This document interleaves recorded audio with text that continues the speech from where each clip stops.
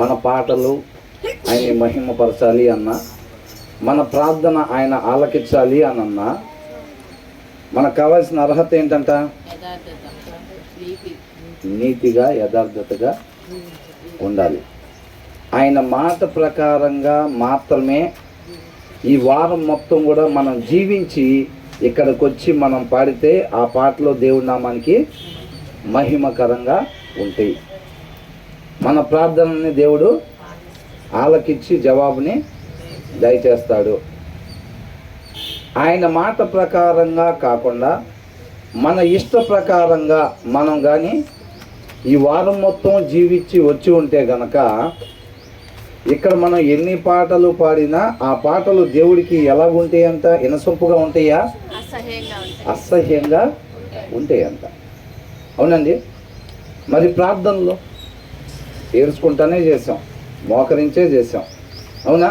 ఈ వారం మొత్తం మన ఇష్ట ప్రకారంగా జీవించి ఇక్కడికి వచ్చి మనం చేసే ప్రార్థనని దేవుడు ఆలకిస్తాడా? ఆలకించడు. అవునండి. నీతిమంతుల ప్రార్థన ఆయన ఆలకిస్తాను అని అంటున్నాడు, అంతే కదా. కాబట్టి ఆయన మాట ప్రకారంగా మాత్రమే మనం జీవించి మన ప్రార్థన దేవుడు ఆలకించాలి, దానికి జవాబుని దయచేయాలి అని ఏ ఒక్కరికి ఆలోచన ఉన్నా సరే ఖచ్చితంగా ఈ వారం మొత్తం కూడా మనం ఎలా జీవించాలంట? ఆయన మాట ప్రకారంగానే మనం జీవించేవారుగా ఉండాలి. అవునా? చాలామంది ఇంకా ఇటు ధ్యాస పెట్టట్లా, ఇంకా ఇటువైపు చాలామంది ధ్యాస పెట్టట్లేదు. అవునా? చిన్నపిల్లలు చక్కగా వాళ్ళకి తెలిసినట్టుగా వాళ్ళు ఉంటారు. పెద్దోళ్ళు ఉండాల్సిన రీతిగా ఉండాల్సిందే, అంతేనా? ఏ సమయం దానికి ఏ టైంలో ఏ పని చేయాలో ఆ పని మనం చేసేవారుగా ఉండాలండి. మనందరం కూడా దేవుడి కొరకు ఎదురు చూస్తున్నామా? నిరీక్షణ కలిగి ఎదురు చూస్తున్నామా? ఎలాగ ఎదురు చూస్తున్నాం?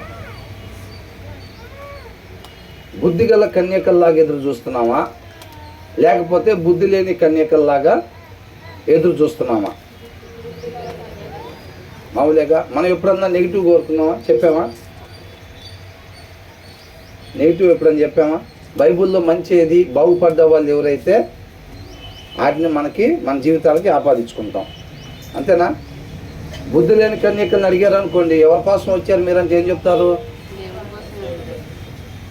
పెళ్లి కుమారుడు కొరకే, దేవుడి కోసమే వచ్చేమని చెప్తారు. అవునా? పాటలు కూడా బాగుంటారేమో బహుశా అక్కడ కూర్చొని, ఏమని? నువ్వు రావాలేసయ్యా, ఏంటంట? అవునా కదా?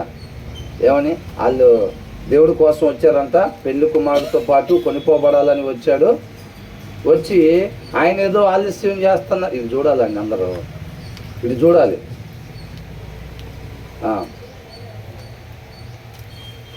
ఆయన ఏదో ఆలస్యం చేస్తున్నట్టుగా ఏం చేస్తున్నారంట? మొత్తం రెడీగానే ఉంది, నువ్వెందుకు ఆలస్యం చేస్తున్నావు? మిస్టేక్ నీ దగ్గరే ఉంది, తొందరగా రమ్మని చెప్పి అందరూ పాటలు పాడి పిలుస్తున్నారు ఆయన్ని. ఆయన వచ్చాడు అనుకోండి, ఎంతమంది ఎత్తబడేది?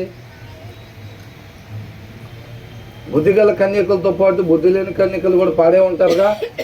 వాళ్ళు వచ్చారు, అటువైపు చూస్తున్నారు, ఎదురు చూస్తున్నారు, పాటలు పాడుతున్నారు అంటే వాళ్ళని బుద్ధి లేని కన్యకలని ఎందుకన్నారు?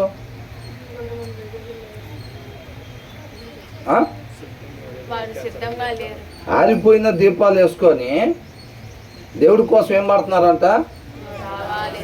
నువ్వు రావాలి యేసయ్యా అని పాడుతున్నారంట. వచ్చాడు ఆయన, ఏమైంది?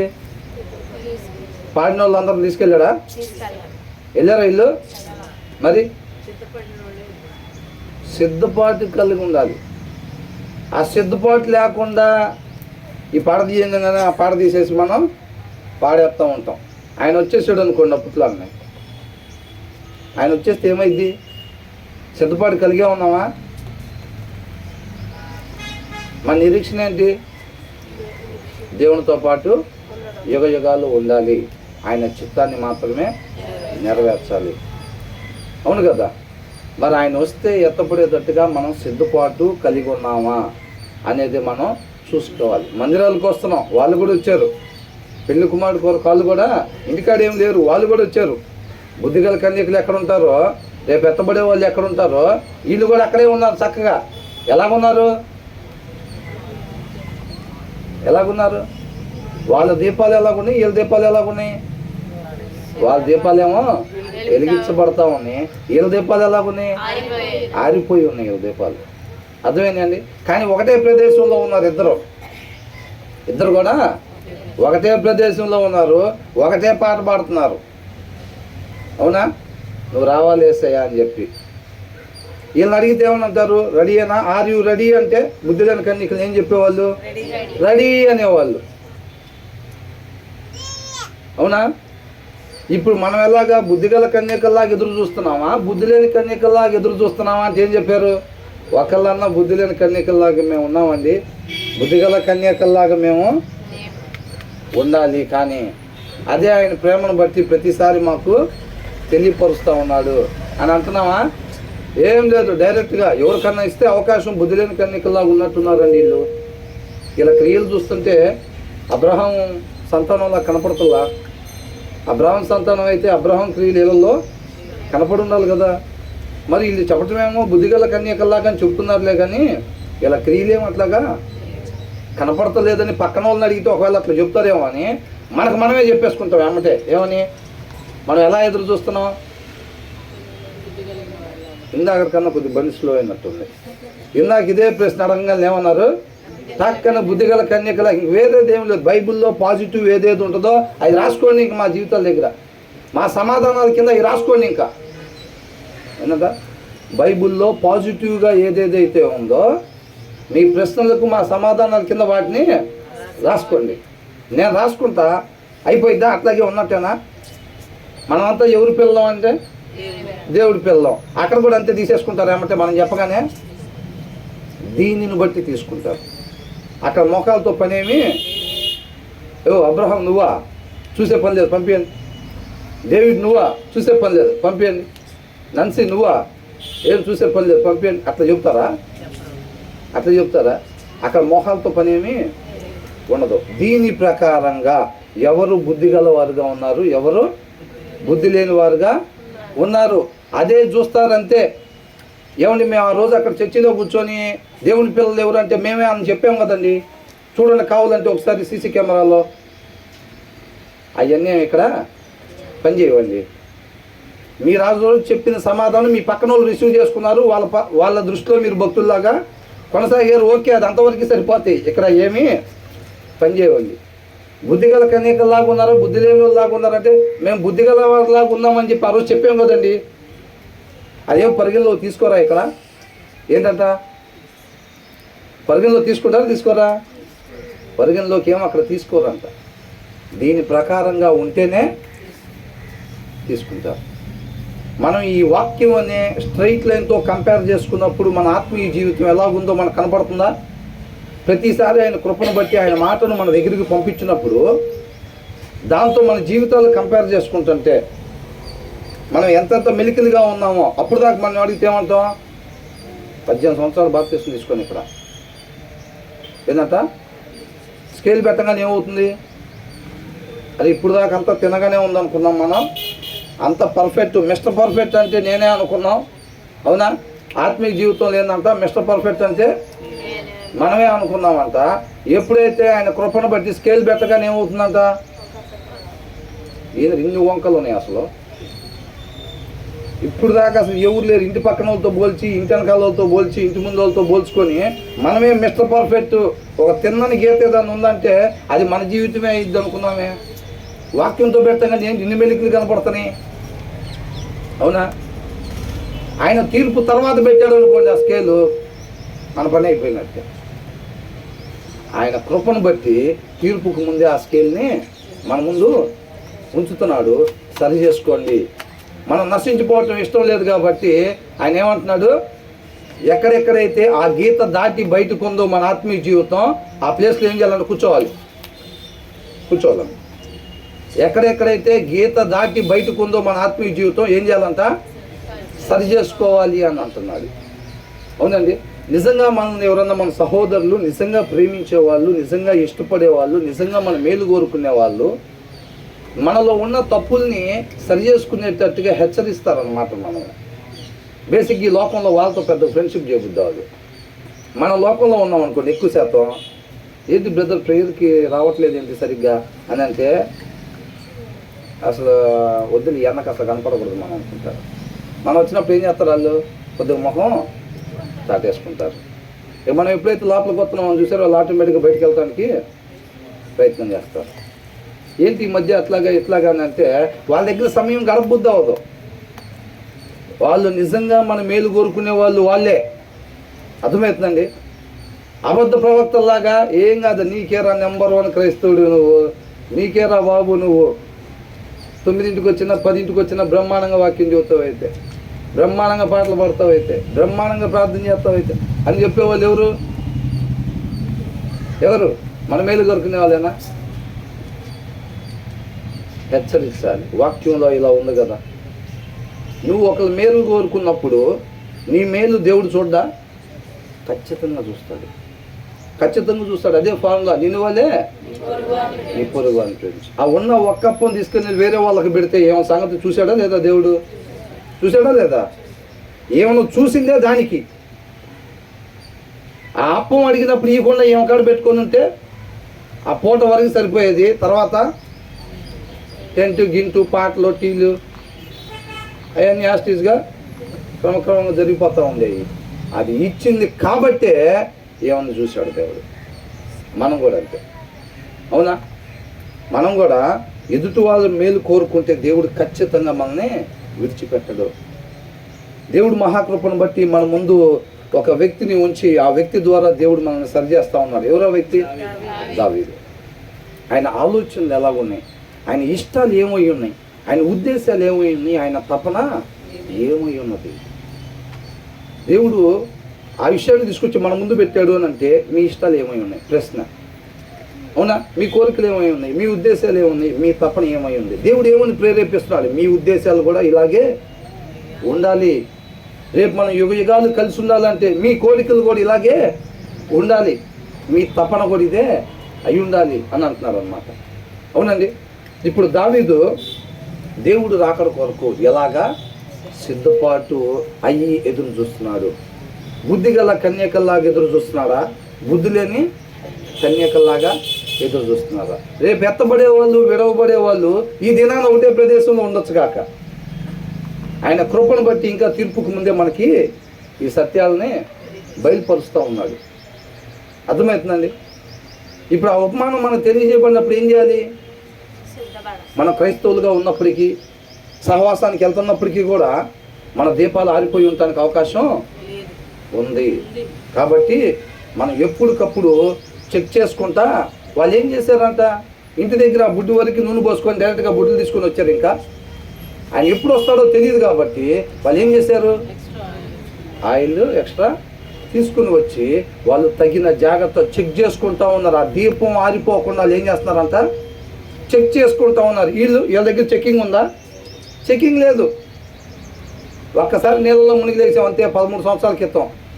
అప్పటి నుంచి ఇప్పుడు దాకా అసలు నువ్వు ఎక్కడ నాటబడి ఉన్నావు, ఎవరితో సహవాసం చేస్తున్నావు? ప్రేరేపణ దేవుడి దగ్గర నుంచి వచ్చిందండి, దురాత్మ దగ్గర నుంచి రాదా? అవునా? ప్రవర్తనలు అని చెప్పి అందరూ దేవుడి మాటలే పలికారా? కాదుగా, అబద్ధపు మాటలు కూడా పలికారు కదా. ఈ దినాల్లో కూడా నీ అవన్నీ ప్రేరేపణ వస్తుంది. అందుకే నాకు ఆ పని చేద్దాం అనుకుంటున్నా. ఎక్కడి నుంచి వస్తుంది ఆ ప్రేరేపణ? ఫస్ట్ అది చూసుకోవాలి. అది లేకపోతే మాత్రం నశించిపోవటానికి అవకాశం ఉంది. కాబట్టి తగిన జాగ్రత్తగా, ఇది దేవుడు వాక్యం, ఇది దేవుడు మాట, నా కోసమే పంపించాడు, నేను ఆ మాట ప్రకారంగా మాత్రమే నేను ఉండాలి. వాక్యం అద్దం లాంటిది కాబట్టి ఆ అద్దం దగ్గరికి ఇప్పుడు మనం వచ్చాం. అవునా? అద్దం దగ్గరికి వచ్చాం. అద్దం దగ్గరికి వెళ్ళేటప్పుడు ఒక ఉద్దేశంతో వెళ్ళాలనుకున్నాం. ఏంటి ఆ ఉద్దేశం? ఆ అద్దం ఏదైనా ఏంటంట, ఆ అద్దం ఏదైనా సరి చేసుకోవాల్సింది మనకి చూపిస్తే ఏం చేయాలంట, సరి చేసుకోవడానికి ఇష్టపడి అద్దం దగ్గరికి వెళ్తే ప్రయోజనం, లేకపోతే ఎన్నిసార్లు వెళ్ళినా ప్రయోజనం లేదు. శుక్రవారం సాయంత్రం వెళ్ళినా అద్దం దగ్గరికి, ఆదివారం పొద్దున వెళ్ళినా, ఆదివారం సాయంత్రం వెళ్ళినా అక్కడ చూపించింది సరి చేసుకోమని మనకు చూపించిన దాన్ని మనం సరి చేసుకునే ఉద్దేశం లేకపోతే, అర్థమవుతుందండి, ఆ ఉద్దేశం కలిగి ఆయన కృపని కోరుకోకపోతే ఎన్నిసార్లు అద్దం దగ్గరికి వెళ్ళినా ప్రయోజనం లేదు. కాబట్టి ఇది దేవుని మాట. ఆ మాట ప్రకారంగా మాత్రమే నేను ఉండాలి అనే ఒక తీర్మానంతో మనం లోపలికి రావాలంటే ఆ సిద్ధపాటు. అర్థమవుతుందండి. 101వ దావీదు కీర్తన.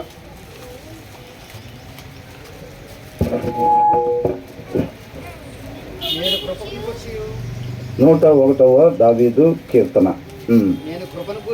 నేను కృపను గూర్చియు న్యాయమును గూర్చియు పాడేదను, యెహోవా నిన్ను కీర్తించదను అని అంటున్నాడు. అర్థమవుతుందండి. ఏమంటున్నాడు?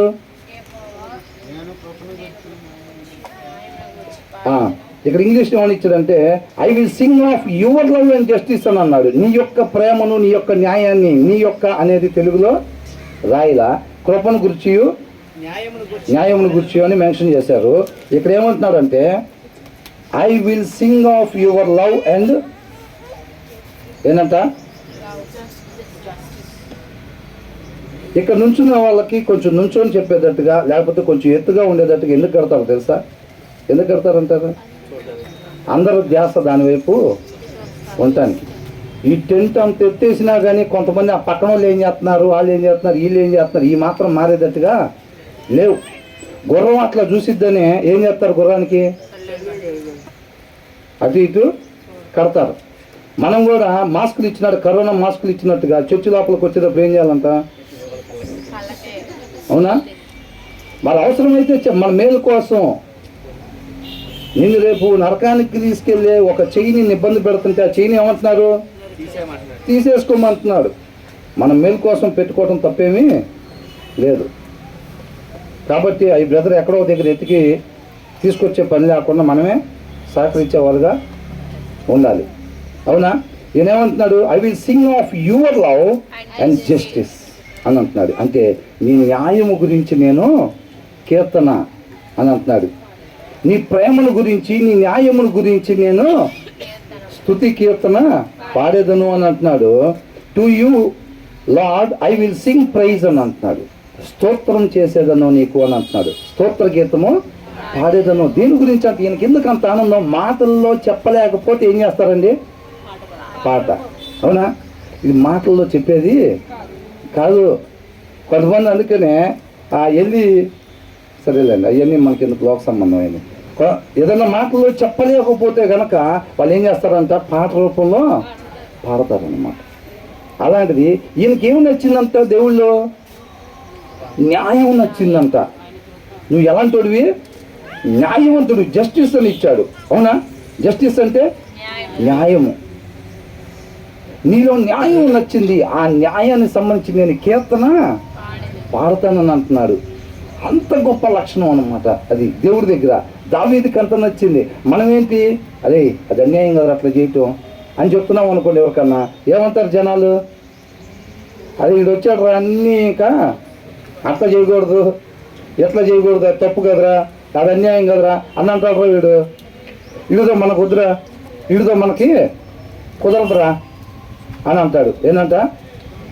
వీడితో మనకు కుదరదురా బాబు, వాడు అన్ని న్యాయం ధర్మం అంటాడు వాడు అని అనుకుంటారు. వాళ్ళతో సావాసం చేయరు. అవునా కదా? అన్యాయంగా ఉండే వాళ్ళతో సావాసం చేస్తూ ఉంటారు అన్నమాట. కానీ దావీదుకి దేవుళ్ళో నచ్చిన లక్షణం ఏంటంట? దావీదుకి దేవుళ్ళో నచ్చిన లక్షణం లవ్ అండ్ జస్టిస్. ఆయన న్యాయం అంట. ఈయనకు అంత ఇష్టమైందన్నమాట. మన ఇష్టం ఏమైంది? మనకు న్యాయం అంటే ఇష్టమేనా? న్యాయంగా ఉంటే ఇష్టమేనా? ఎంతమంది న్యాయంగా ఉండాలనుకుంటున్నారు? మనం అనుకున్నాం ఒక ఆఫీస్లో 100 మంది ఉన్నారు అనుకోండి, 99 మంది లంచాలు తీసుకునే వాళ్ళే. మనకు కూడా అదే ఆఫీస్లో ఉద్యోగం ఉంది. ఎంతమంది ఇష్టపడుతున్నాం న్యాయంగా ఉండటానికి? ఆ 99 మంది బెంజ్ కార్లు వేసుకుని వస్తున్నారు. బెంజో, BMW, ఆడి కార్లు వేసుకొని వస్తున్నారు. మనం మాత్రం ఏదో దేవుడి కృపను బట్టి అర్హత లేకపోయినా అది చిన్న కారు దేవుడు ఇచ్చాడు, దాన్ని వేసుకుని వెళ్తున్నాం. అయినా సరే మనం అక్కడ న్యాయంగా ఉండాలి. అవునా కదా? ఆ న్యాయాన్ని బట్టి అంతా ఈయన సంతోషపడిపోయి ఉబ్బి తబ్బిపోయేవాళ్ళలాగా అనమాట. దేవునికంతా ఒక స్తుతి కీర్తన పాడతాను అని అంటున్నాడు. నీ యొక్క ప్రేమ, ఆ ప్రేమ వర్ణించలేనిది. అవునా? వర్ణించలేనిది కాబట్టి అది మాటల్లో చెప్పేది కాదు. అందుకనే దావీదు ఏం చేస్తాను అంటున్నాడు, పాట రూపంలో నిన్ను పొగడతాను అన్నమాట.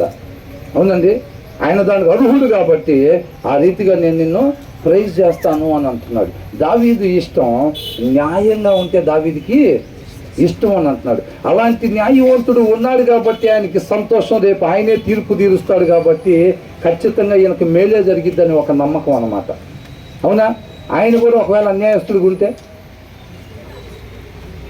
ఇక న్యాయం నిలబడిద్ది ఎక్కడైనా? ఈ లోకంలో భూతార్థం వేసి ఎతికినా కానీ న్యాయం కనపడతలేదండి ఎక్కడ. అవునా? ఒకళ్ళని మించిన వాళ్ళు ఒకళ్ళకి తయారైపోయారు. ఏ వ్యాపారం అన్నా న్యాయంగా జరుగుతుందో చెప్పండి? సగానికి సగం లాభం లేకుండా ఎక్కడ, ఏది కూడా ఏ వ్యాపారం చూసినా సగానికి సగం లాభాలు లేకుండా ఎక్కడా లేదు అసలు. ఫలానా వస్తువుని కాదు, ఏదైనా అంతే. అవునా? కాబట్టి ఆయన న్యాయవంతుడుగా ఉన్నాడు కాబట్టి ఆ న్యాయాన్ని ఆయన ఇష్టపడుతూ ఉన్నాడు. తర్వాత ఏమంటున్నాడు, I will be careful to lead a blameless life అని అంటున్నాడు. ఈయనకేంటంట, ఈయన నిందారహితమైన జీవితాన్ని గడపటానికి అంత జాగ్రత్త కలిగి ఉంటున్నాడు అన్నమాట. అవునండి, దావీదు భయం ఏంటి? నిందారహితంగా. ఈయన ఇష్టం ఏంటి? మనం కూడా అట్లాగే ఉంటున్నామా? మన జీవితం పట్ల ఎక్కడ కూడా నిందారహితంగా, అబద్ధం ఆడకుండా, అన్యాయం చేయకుండా, అధర్మంగా నేను ఉండకుండా బహు జాగ్రత్త కలిగి ఉండాలి. ఏమాత్రం ఇంత కూడా లైన్ దాటి నేను పక్కకు పోకుండా నా జీవితం నేను జాగ్రత్తగా కలిగి ఉండాలి. అంత సీరియస్గా మన జీవితాలను తీసుకుంటున్నావా? మరి దావీదు ఏమంటున్నాడు, I will be careful to lead a blameless life. నిందారహితమైన జీవితాన్ని నేను జీవించాలని జాగ్రత్త కలిగి నేను చూసారా? మనం అంత జాగ్రత్తగా ఉంటున్నామా? రోజులో మాట్లాడతాం ఒక 500, ఒంటి ఒక 150 దాంట్లో, మిగతా ఒక 400 లోక సంబంధంగా. మనిషి అన్న తర్వాత తప్పు చేయకుండా ఎట్లుంటాడు బ్రదర్? మనిషి ఆశాజీవి అంట. ఏంటంట? మనిషి ఆశాజీవి. మనం కూడా ఉప్పు కారాలు తింటున్నాం, 4-5 రంగులు ఛానల్స్ చూస్తూ ఉంటాం. మరి అంతేనా?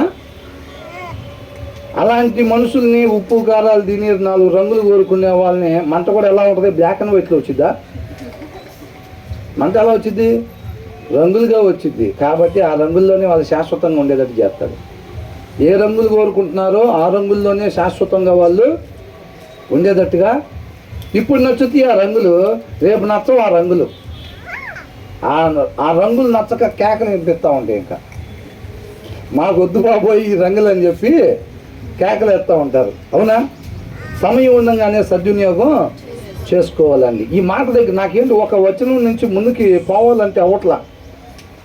ఇంకా ఆ లోతులో నేను దాన్ని చెప్పలేదు అని అనిపిస్తుంది అనమాట. ఆ సాటిస్ఫాక్షన్ ఎప్పుడైతే కలిగిద్దో అప్పుడే నేను నెక్స్ట్ లైన్కి వెళ్ళగలుగుతున్నా. అది దేవుడి కృపే. అది అర్థమవుతుందండి. ఉండాల్సిన వాళ్ళందరూ ఉండాల్సిన రీతిలో ఉండకపోవటం వల్లనే ఈ లోకంలో ఇంకా ఇంత చీకటి. అసలు ఎంత భయమో చూడండి. అసలు నిందారహితుడుగా ఆయన, ఒకవేళ ఇప్పుడు ఆయన తప్పు చేశాడు అన్నప్పుడు దేవుడు కాకుండా మనుషులు ఎవరు అడిగారు? ఆయన్ని అడిగారా? ఎవరన్నా అడిగారా? అంతమందికి ఎవరికి తెలియకుండా మేనేజ్ చేశాడుగా. అవునా? ఆయన పొరపాటున ఒక మాట తప్పన్నా సరే ఈ లోకంలో ఉండే మనుషులు ఆయన ముందు నిలబడి ఎవరు చెప్పగలుగుతారా? ఎవరు చెప్పలేరు. అయినా సరే ఆయనకి ఎంత భయం అంటున్నాడు, I will be careful to lead a blameless life. When will you come to me అని అంటున్నాడు. నువ్వు ఎప్పుడు నా దగ్గరికి వస్తావు దేవా అని అంటున్నాడు అనమాట. ఎదురు చూస్తూ ఉన్నాడు అనమాట దేవుడు రాకడ కొరకు. ఏం చేస్తున్నాడంట? దేవుడు రాకడ కొరకు ఎలా ఎదురు చూస్తున్నాడు? మనలాగనేనా? ఇక్కడ కొంతమంది ఉన్నట్టుగా, బుద్ధి లేని కన్యకల్లాగా ఉన్నట్టుగా అలాగే ఎదురు చూస్తున్నారా? అలాగే ఎదురు చూస్తా పాటలు పాడుతున్నాడా నువ్వు రావాలి ఏసయ్యా అని? ఎలా ఉంటున్నాడంట? చాలా జాగ్రత్తగా నింద లేకుండా ఉండటానికి. హాగర్ దగ్గరికి అబ్రహాం వెళ్ళినప్పుడు కూడా ఇమ్మీడియట్గా దేవుడు మాట్లాడిన ఫస్ట్ పదమే నా సన్నిధిలో నిందారహితుడిపై నడుచుకోమని చెప్పాడు దేవుడు. అర్థమైందండి? నేను పిల్లల్ని ఇస్తానని చెప్పా, ఇస్కరేణువులాగా నీ సంతానాన్ని ఇస్తానని చెప్పా. నీకు నచ్చిన దారిలో కాదు. ఏంటంట? నీకు నచ్చిన దారిలో, మీ ఆవిడికి నచ్చిన దారిలో కాదు నేను ఇచ్చేది. ఎలాగలా కాదు, ఒక న్యాయవంతమైన మార్గంలో జరగాలి క్రియ. ఇప్పుడు అబ్రహాం అడిగితే బహుశా ఏం చెప్పేవాడు? నువ్వు సంతానాన్ని ఇస్తానని చెప్పేవు కదేవా, ఒకవేళ ఆమె ద్వారా ఏమైనా ఇస్తావేమో అనుకుని నేను అట్లాగే వెళ్ళాను. ఇవన్నీ సౌలు తెలివితేటలు. సావు తెలివితేటలు రెండు ఒకటే అయ్యి. అర్థమవుతుందండి? సౌలు తెలివితేటలు ఏంటంట? ఆనందం ఏంటంట? ఏంటి సౌలు తెలివితేటలు? చెప్పు, బుద్ధి లేని కానీ ఇక్కడ. సౌలు తెలివితేటలే సావుకెళ్ళి తీసుకెళ్ళేది, అవునా కదా? ఆ తెలివితేటలో సౌలుని ఎటు తీసుకెళ్ళి? చావుకెళ్ళే తీసుకెళ్ళి, నశించిపోవటానికే తీసుకెళ్ళి. కాబట్టి అట్లాంటి మాటలు చెప్పొద్దు అని అంటున్నాడు అనమాట. ఎలా ఎదురు చూస్తున్నాడు? When will you come to me? నింద లేకుండా నా జీవితంలో జీవించాలని చెప్పి నేను జాగ్రత్త కలిగి ఉంటున్నాను అని చెప్పి నింద లేకుండా ఉండి ఆయన కొరకు ఎదురు చూస్తూ ఉన్నాడు అనమాట దావీదు. మనం కూడా అలాగే ఎదురు చూస్తున్నామా? రాకడ ఎప్పుడు వచ్చింది? మన జీవితాలు చూస్తుంటే, మన జీవిత విధానాలు చూస్తుంటే ఆల్రెడీ ఇంకా 300 సంవత్సరాల తర్వాత రాకడ వచ్చిద్దన్న విషయం వీళ్ళకి తెలుసు అనుకుంటా, అవునా? మన జీవితాలు చూస్తుంటే ఈ క్షణమే రాకడ వస్తే వీళ్ళు సిద్ధపాటు అయ్యేటట్టుగా ఉన్నారా అనిపిస్తుందా? ఒకవేళ ఈ క్షణమే రాకడ వస్తే వీళ్ళు ఎత్తబడటానికి సిద్ధపాటు అయి ఉన్నారని అనిపిస్తుందా? మనకు అనిపించింది కానీ మనకు అనిపించింది. ఎవరి కాళ్ళకి పక్కన వాళ్ళకి అనిపిస్తుంది అట్లాగా? లేదు, అవునా? చూస్తే ఇంకా 300 సంవత్సరాల తర్వాత వచ్చింది అనుకుంటా రాకడ, అందుకని వీళ్ళు ఇంకా ఇట్లా ఉన్నారు వీళ్ళు అని అనిపిస్తుందా? మనం అదే చెక్ చేసుకోవాలి. దావీదంతా అలా సిద్ధపడ్డ తన జీవితంలో ప్రతి క్షణం ఏ టైంలో అయినా రావచ్చు. అర్థమవుతుందండి? దేవుడు రాకడ రావచ్చు, లేకపోతే నా పోకడ జరగచ్చు కాక ఏ క్షణంలో అయినా జరగచ్చు. కాబట్టి ఎనీ టైం ఎలా ఉంటున్నాడంట? సిద్ధపాటు కలిగి ఉంటున్నాడు. నామకార్థ సిద్ధపాటు కాదండి, అది నామకార్థ సిద్ధపాటు కాదు. నిజంగానే వాక్యానుసారంగా జీవించి ఎదురు చూస్తా ఉన్నాడు. ఇంకా దానికి సంబంధించి అంటే ఆ ఒక్క మాటలోనే ఆయన నిజమైన సిద్ధపాటు కలిగి ఉన్నాడని మనం చెప్పట్లేదు. దాని కింద వచనాలు కూడా చూస్తే ఏమంటున్నారు తర్వాత? ఇంగ్లీష్లో I will conduct the affairs of my house with a blameless heart అని అంటున్నాడు. తన ఇంటికి సంబంధించిన వ్యవహారాలు ఎలా నడుపుతాడంట? యథార్థ విత్ నిందారహితమైన హృదయముతో తన ఇంటికి సంబంధించిన వ్యవహారాలని ఆయన నడుపుతాడంట. అర్థమవుతుందండి?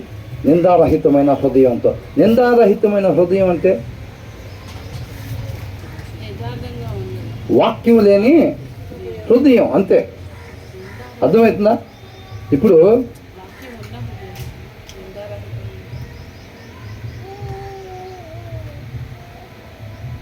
అంటే నిందక ఇక్కడ ఏమంటున్నాడు? విత్ ఎ బ్లేమ్లెస్ హార్ట్ అని అంటున్నాడు కదా. అంటే నేననేది వాక్యము లేని హృదయముతో తన ఇంటి వ్యవహారాలు నడపడు అని అంటున్నాడు, అవునా? వాక్యము కలిగిన హృదయముతో తన వ్యవహారాలు, ఇంటి వ్యవహారాలు నడుపుతాడని అంటున్నాడు. అర్థమవుతుందండి? ఆయన ఎలాగ సిద్ధపాటు అయి ఉన్నాడు అనే దాని గురించి. పరలోకం ఎలా ఉంటుందో ఒకసారి శాంపిల్గా తన కింగ్డంలో దాని కొరకు సిద్ధపాటు, నమూనాని సిద్ధపాటు చేస్తున్నాను అంటున్నాడు. ఈ చివరి వచనాలకు వచ్చేసరికి మనకి కనబడేది పరలోకంలో ఏ స్థితి ఉండిద్దో ఆ స్థితి యొక్క నమూనాని ఈయన రాజ్యంలో ఈయన సిద్ధపాటు చేస్తూ ఉన్నాడు, కనపరుస్తూ ఉన్నాడు, ఆ విధి విధానాలని ఏర్పాటు చేస్తూ ఉన్నాడు. దేవుని సహాయాన్ని, ఆయన కృపని కోరుకుంటా. అర్థమవుతుందండి? ఎంతో అద్భుతమైంది. అసలు చాలా సారాంశం దీంట్లో ఉంటుందన్నమాట. వాక్యం లేని హృదయం. అవునండి, హృదయంలో వాక్యం లేకుండా భార్యతో డీల్ చేస్తున్నామా? పిల్లల దగ్గర నోరు తెరుస్తున్నామా మాట్లాడటానికి? మన చుట్టాలతో మాట్లాడటానికి సాహసం చేస్తున్నామా?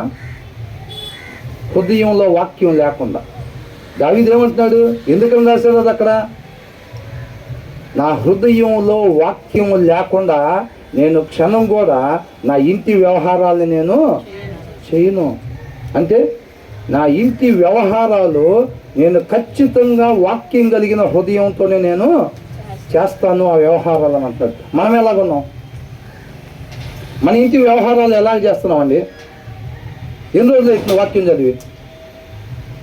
వాక్యం చదివి? ఎన్ని రోజులు అవుతుంది? నన్సి వాక్యం చదివి ఎన్ని రోజులు అవుతుంది? రోజు చదువుతున్నావా? Very good. ఆనంద్ రోజు. జడ్సన్ 2-3 రోజులకు ఒకసారి. వాళ్ళకంతా తెలియదు కాబట్టి నాకు. ఓకే, నువ్వైతే 2-3 రోజులకి ఒకసారి. జాయిసీ ఏది? జాయిసీ సేమ్ అంతేగా, మినిమం 2 డేస్కి ఒకసారి. అవునా కదా? ఆ జాగ్రత్త అన్నమాట. దేవుడు ఎనీ టైం రావచ్చు, ఎనీ టైం నేను పోకడా జరగచ్చు. కాబట్టి నేనేమంటున్నాడు? ఎనీ టైం, ఒక్క క్షణం కూడా నేను వాక్యం లేకుండా హృదయంతో నా ఇంటి వ్యవహారాలు నేను చెయ్యను అని అంటున్నాడు. అంటే దాన్ని మన అర్థం ఏంటంటే, ప్రతి క్షణం కూడా వాక్యం కలిగిన హృదయంతో తన ఇంటి వ్యవహారాలు చేస్తాను అని అంటున్నాడు అనమాట. అంటే వాక్యం లేకుండా తన హృదయంలో దావీదు ఎప్పుడు కూడా ఉండదు అని అంటున్నాడు. ఇక్కడ చాలామంది వాక్యం లేకుండా హృదయంలో చాలా దినాలు, చాలా గంటలు గడిపేసేస్తూనే ఉంటాం. ఆయనకి ఎంతో భయమో చూడండి. అవునా? ఆ బహు జాగ్రత్త అనమాట మొత్తం. తర్వాత ఏమంటున్నాడు? I will not look with approval on anything that is while అని అంటాడు. అంటే నీచమైన దానిని చూడటానికి నా కళ్ళకు నేను ఎప్పుడు కూడా అనుమతిని ఇవ్వను అని అంటాను. ఆయన జాగ్రత్త, ఆయన సిద్ధపాటు. దేవునితో బుద్ధి గల కన్యక ఏ రీతిగా పెళ్లి కుమారుడితో పాటు వెళ్ళారు, ఆ రీతిగా వెళ్ళాలనే తపన, ఆశ ఏమాత్రం కూడా మిస్ కాకూడదు. ఫస్ట్ ప్లేస్ కోసం ట్రై చేసుకుంటున్నాడు. ఏంటంట? ఫస్ట్ ప్లేస్ కోసం. అర్థమవుతుందండి? మనకు కనపడుతుందిగా కాంపిటీషన్.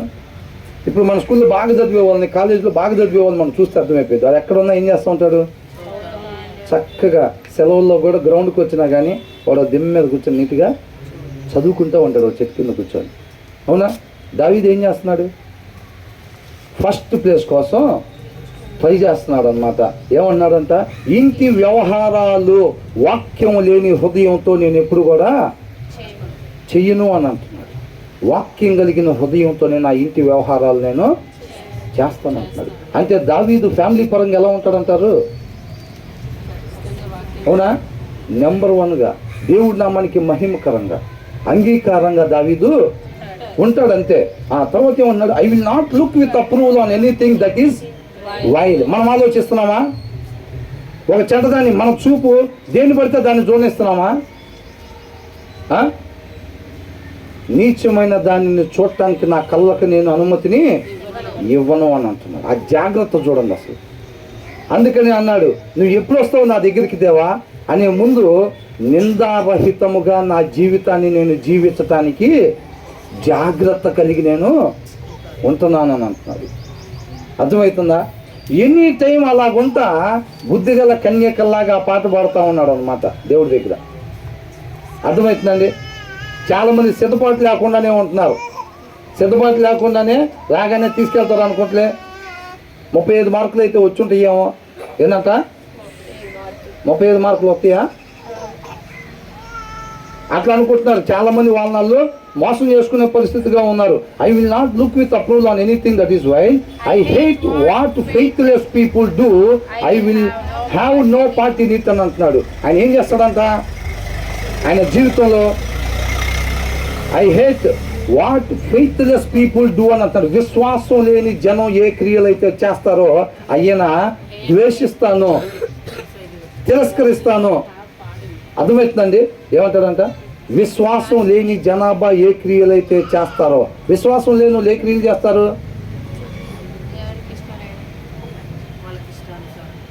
వాళ్ళ ఇష్టానుసారంగా ఒక్క మాటలో చెప్పాలంటే లోక సంబంధమైన క్రియలు చేస్తారు. ఆ లోకాన్ని జయించాలంటే ఒకే ఒకటి ఏంటంట?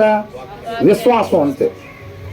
విశ్వాసం వలన ఈ లోకాన్ని మనం జయించగలుగుతాము. అర్థమవుతుందండి? విశ్వాసం అంటే దేనికోసం అనుకున్నాం? కనపడని వాటి కొరకు. ఏంటంట? కంటికి కనపడని దాని కొరకు ఏదైతే ఉందో దాని కొరకే విశ్వాసం కావాలన్నమాట. అంటే ఒక విశ్వాసి జీవితం ఎలాగ ఉండాలి? ఒక విశ్వాసి జీవితంలో విశ్వాసం లేకపోతే ఏమున్నట్టు? ఇంకా ఏమీ లేనట్టే. అంటే ఒక విశ్వాసి జీవితంలో ఎనీ టైం ఏమి ఉండాలంట? విశ్వాసం ఉండాలి. ఆ విశ్వాసం దేనికి అవసరం? కనపడని దాని కొరకు. అని అంటే ఈ లోకంలో కనపడకుండా ఏమన్నా ఉంటుందా? ఈ లోకంలో ఉండేది శరీరాశ, నేత్రాశ, జీవోడంబం అవన్నీ కూడా కంటికి కనిపించాయి. కాబట్టి వాటికి విశ్వాసం అవసరం లేదు. కాబట్టి విశ్వాసం కలిగి ఉండాలి అని అంటే ఈ లోకంలో కనిపించే వాటి కొరకు క్షణమాత్రం కూడా ఆయన జీవించను అని అంటున్నాడు. విశ్వాసం లేని వాళ్ళు ఏ క్రియలైతే చేస్తారో ఆ క్రియలను నేను ద్వేషిస్తాను, అసహించుకుంటాను. ఇంకా దాని కింద ఏమన్నాడు? I will have no part in it అని అంటున్నాడు. ఏంటంట? అలాంటి క్రియలు ఈయన ఎప్పుడు కూడా చేయను అని అంటున్నాడు అనమాట. అర్థమవుతుందండి? ఏమాత్రం కూడా ఇష్టపడడంత. అలాంటి వాటిల్లో 1% కూడా ఈయన ప్రమేయం లేకుండా చూసుకుంటాడు. అంటే లోక సంబంధంగా ధనాన్ని సంపాదించటం కోసం, ఆస్తిపాస్తులు, పేరు సంపాదించటం కోసం, గొప్పదనం కోసం, పాకులాడే దానికోసం అలాంటి వాటిల్లో ఏమాత్రం కూడా ఇష్టపడడు. విశ్వాసం లేకుండా ఉండేవాళ్ళు లోకస్తులే ఎవరైనా కానీ, వాళ్ళు పుట్టి క్రైస్తవులు కావచ్చు, ఎవరైనా సరే ఒక వ్యక్తికి విశ్వాసం లేదు అని అంటే వాళ్ళు ఖచ్చితమైన లోకస్తులు. అర్థమవుతుందండి? అలాంటి లోకస్తులు చేసే ఏ క్రియ కూడా అయినా ఇష్టపడను అని అంటున్నాడు. ఎలా సిద్ధపాటు అవుతున్నాడో చూడండి, తను ఎలా భద్రపరుచుకుంటున్నాడో చూడండి, లోక మాలిన్యం తనకి అంటకుండా. అర్థమవుతుందండి? ఇదే లోకంలో ఉంటున్నాడు. ఆ లోక మాలిన్యం తనకు అంటకుండా తన పరిశుద్ధతని ఎంత చక్కగా, తన ఆత్మీయతని ఎంత చక్కగా కాపాడుకుంటున్నాడు. తగిన ఎవరితో పడితే వాడితో సావాసం. మనం అయితే అవునా? ఎవరితో పడితే వాళ్ళతో సావాసం. నా ఆత్మీయ జీవితానికి మేలుకరమా కాదా ఈ సహవాసం? నేను గురి కలిగి వెళ్ళటానికి ఈ సహవాసం ఉపయోగపడిద్దా లేదా? ఈ సహవాసం దేవుడి నామానికి మహిమకరమా లేదా? అవేమీ చూసే పని లేదు. పిలవంగానే వాడు వెనకాలబడి పోవటమే. ఇంకా ఆ పక్కన ఎంతసేపు ముచ్చట్లు చెబితే అంతసేపు ముచ్చట్లు చెప్పటమే. వాక్యానికి విరుద్ధంగా ఏదన్నా చేయనిపోతే డిసైడ్ అయితేనే చేయాలి. ఇక అనుకున్నాంగా, దేనికి డిసైడ్ అయితే? నరకానికి డిసైడ్ అయితేనే వాక్యాన్ని మీరి మనం చేయటానికి సాహసం చేయాలంతే. అదేదైనా. అవునా? దావీదు చూడండి. అంటే ఫ్రెండ్స్ లేరా దావీదుకి? అవునా? నాతో సహవాసం చేయటానికి రండి ఎవరన్నా అని చెప్పి తాకీదు ఒక్క లెటర్ పంపించాడంటే ప్రపంచంలో ఉన్న వాళ్ళు మొత్తం ఆయన ఇంటి ముందే ఉంటారు.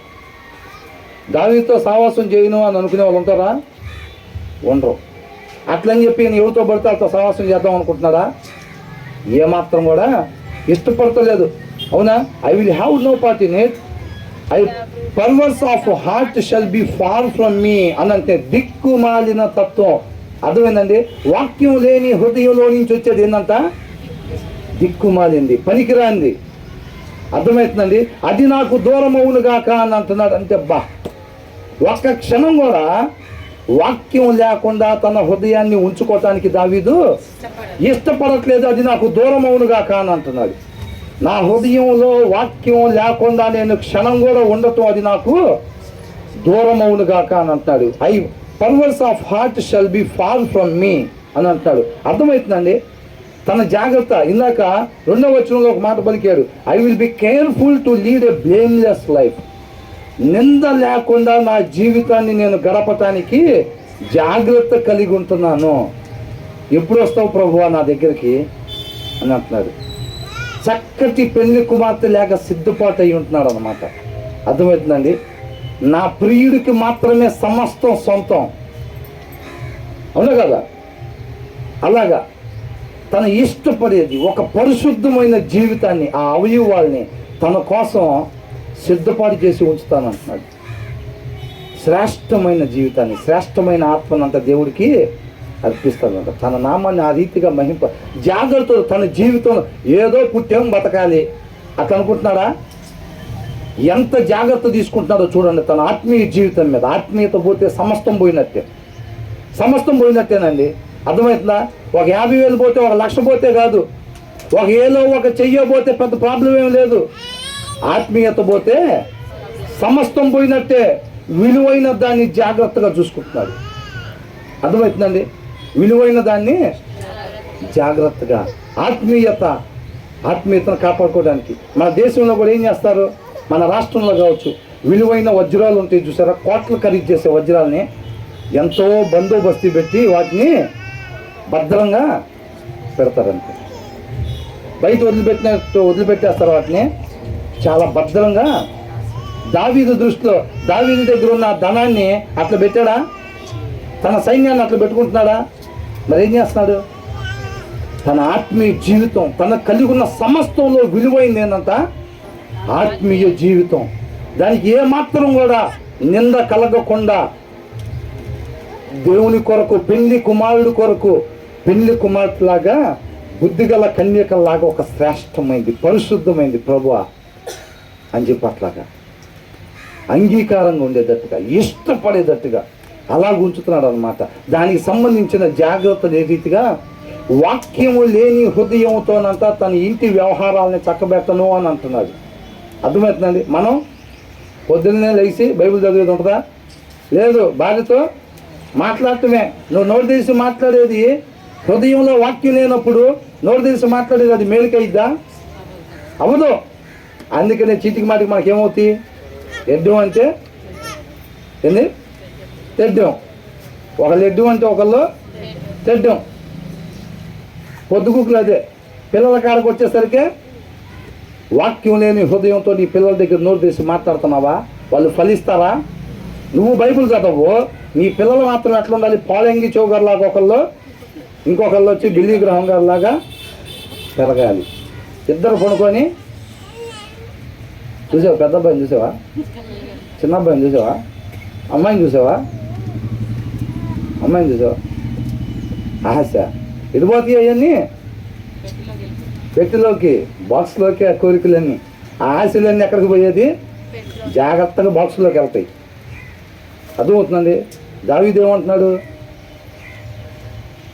ఎల్లప్పుడూ కూడా నా హృదయంలో వాక్యాన్ని పెట్టుకొని నేను నా ఇంటి వ్యవహారాలని చేస్తాను అని అంటున్నాడు.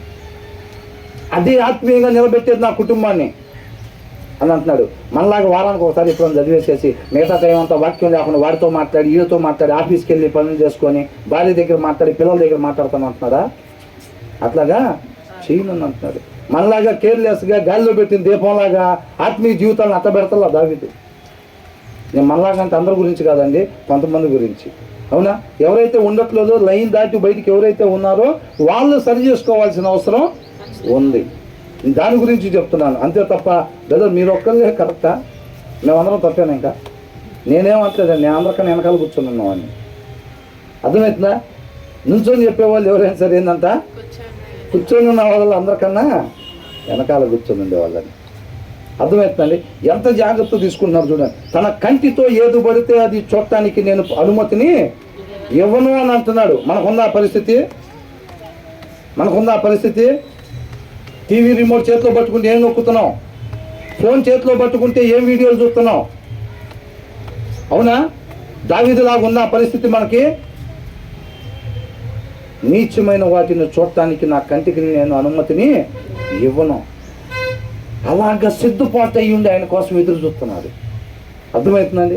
మన జీవితాల్లో కూడా ఎన్ని ఉన్నాయా? ఆర్ యు రెడీ అంటే ఏమంటున్నాం? రెడీ అంటున్నాం మనం. అవునా? ఒక్కసారి చెక్ చేసుకుంటే మధ్యలో గీత పెడుతున్నారు. మరి ఆ గీతతో కంపేర్ చేసుకుంటే మనం ఆర్ యు రెడీనా, లేకపోతే ఏం చేయాలి? హిజ్కియా నాకు ఇంకా కొంత సమయం అడిగాడా లేదా? అడిగాడు. మనం దీంతో కంపేర్ చేసుకుంటే అయ్యా ఇట్లయితే నాకు ఇంకా కొంత టైము కావాలి. ఈ లైన్ పెట్టకపోతే ఆర్ యూ రెడీ అంటే రెడీ అంటాం మనం, అవునా కదా? అందుకని తర్వాత ఏమంటున్నాడు, విశ్వాసం లేని మనుషులు ఏ క్రియలు అయితే చేస్తారో ఆ క్రియలు నాకు అసహ్యం అని అంటున్నాడు. అవునా? విశ్వాసం లేని క్రియలు చేసే మనుషులు ఆ క్రియలు నాకు అసహ్యం అంటున్నాడు. ఆ మనుషులు కాదు అసహ్యం. ఏమంటున్నాడు, I hate what faithless people do అని అంటున్నారు. వాళ్ళు చేసే క్రియలు నాకు అసహ్యం, వాటిని ఏమాత్రం కూడా నా దరిదాపుల్లో కూడా నేను రానీను అని అంటున్నాడు. అర్థమవుతుందండి? విశ్వాసం లేని క్రియలు ఏ క్రియలు అయితే చేస్తారో ఆ క్రియల్ని నా జీవితంలో నా దరిదాపుల్లో కూడా వాటిని రానీను అని అంటున్నాడు అన్నమాట. అర్థమవుతుందా? ఆ విశ్వాసమే ఈ లోకాన్ని జయించేది. ఈ లోకంలో ఈ శరీరం ఏదైతే ప్రేరేపిస్తూ ఉంటుందో, ఒక 4 కార్లు వేసుకుని వెళ్ళాడంటే ఒక ఆయన, మనం కూడా ఏ రోజుకైనా సరే మనం కూడా 4 కార్లు తిరగాలి. ఎవరైనా 3 స్టేర్లు బిల్డింగ్ పైన కూర్చొని టీ తాగుతున్నాడు అనుకోండి సాయంత్రం పూట, మనం కూడా ఇవాళ కాబట్టి 5 సంవత్సరాల కన్నా సరే ఆడ కూర్చొని తాజ్మహల్ టీ తాగాల్సిందే. కుదిరితే మనం కుదరకపోతే మన పిల్లలైనా సరే తాపించాల్సిందే. ఊరకనే పోవటానికి వీల్లేదు. అట్లా వచ్చామా ఇట్లా పోయామా అన్నట్టు ఉండకూడదు. కుదిరితే 3వ ఫ్లోర్, ఇంకా కుదిరితే 10వ ఫ్లోర్లో కూర్చోబెట్టి పిల్లలనైనా నేనైనా దానికోసం ఏదైనా సరే చెయ్యాలి. ఆత్మీయ జీవితం కోసం 3 గంటలకు లేచేది ఉండదు. దీనికోసం అయితే 1 గంటకైనా లెగవాలి. అంతేనా కదా? అట్లా ఉంటాడు. ఇప్పుడు దావీదు కూడా అంతే ఉంటున్నాడా? దావీదు చుట్టూ డబ్బు సంపాదించిన వాళ్ళు లేరా? ఉన్నారా లేదా? మరి ఆరోగ్యం కోసం కాపాడుకొని తపన పడిపోయే వాళ్ళు ఉన్నారా లేదా? ఉంటారు. వాళ్ళందరి మధ్యలో ఎలా ఉంటున్నాడు అసలు? వాళ్ళందరి మధ్యలో ఎట్లుంటున్నారండి? ఆల్రెడీ పరలోకంలో ఉంటేనే అట్లా చేసుకోగలుగుతారు. తన చుట్టూ ఉండే వాళ్ళందరూ కూడా అట్లాగే ఉండాలంటే ఆ ప్రదేశం ఏమై ఉండాలి? పరలోకం అయి ఉండాలి అంతే. ఇంకా అవునా? అక్కడే చెడు చేసేవాళ్ళు ఉండరు. కీడనే మాట అక్కడ ఉండదు. నశించిపోవటం అనేది అక్కడ ఉండదు.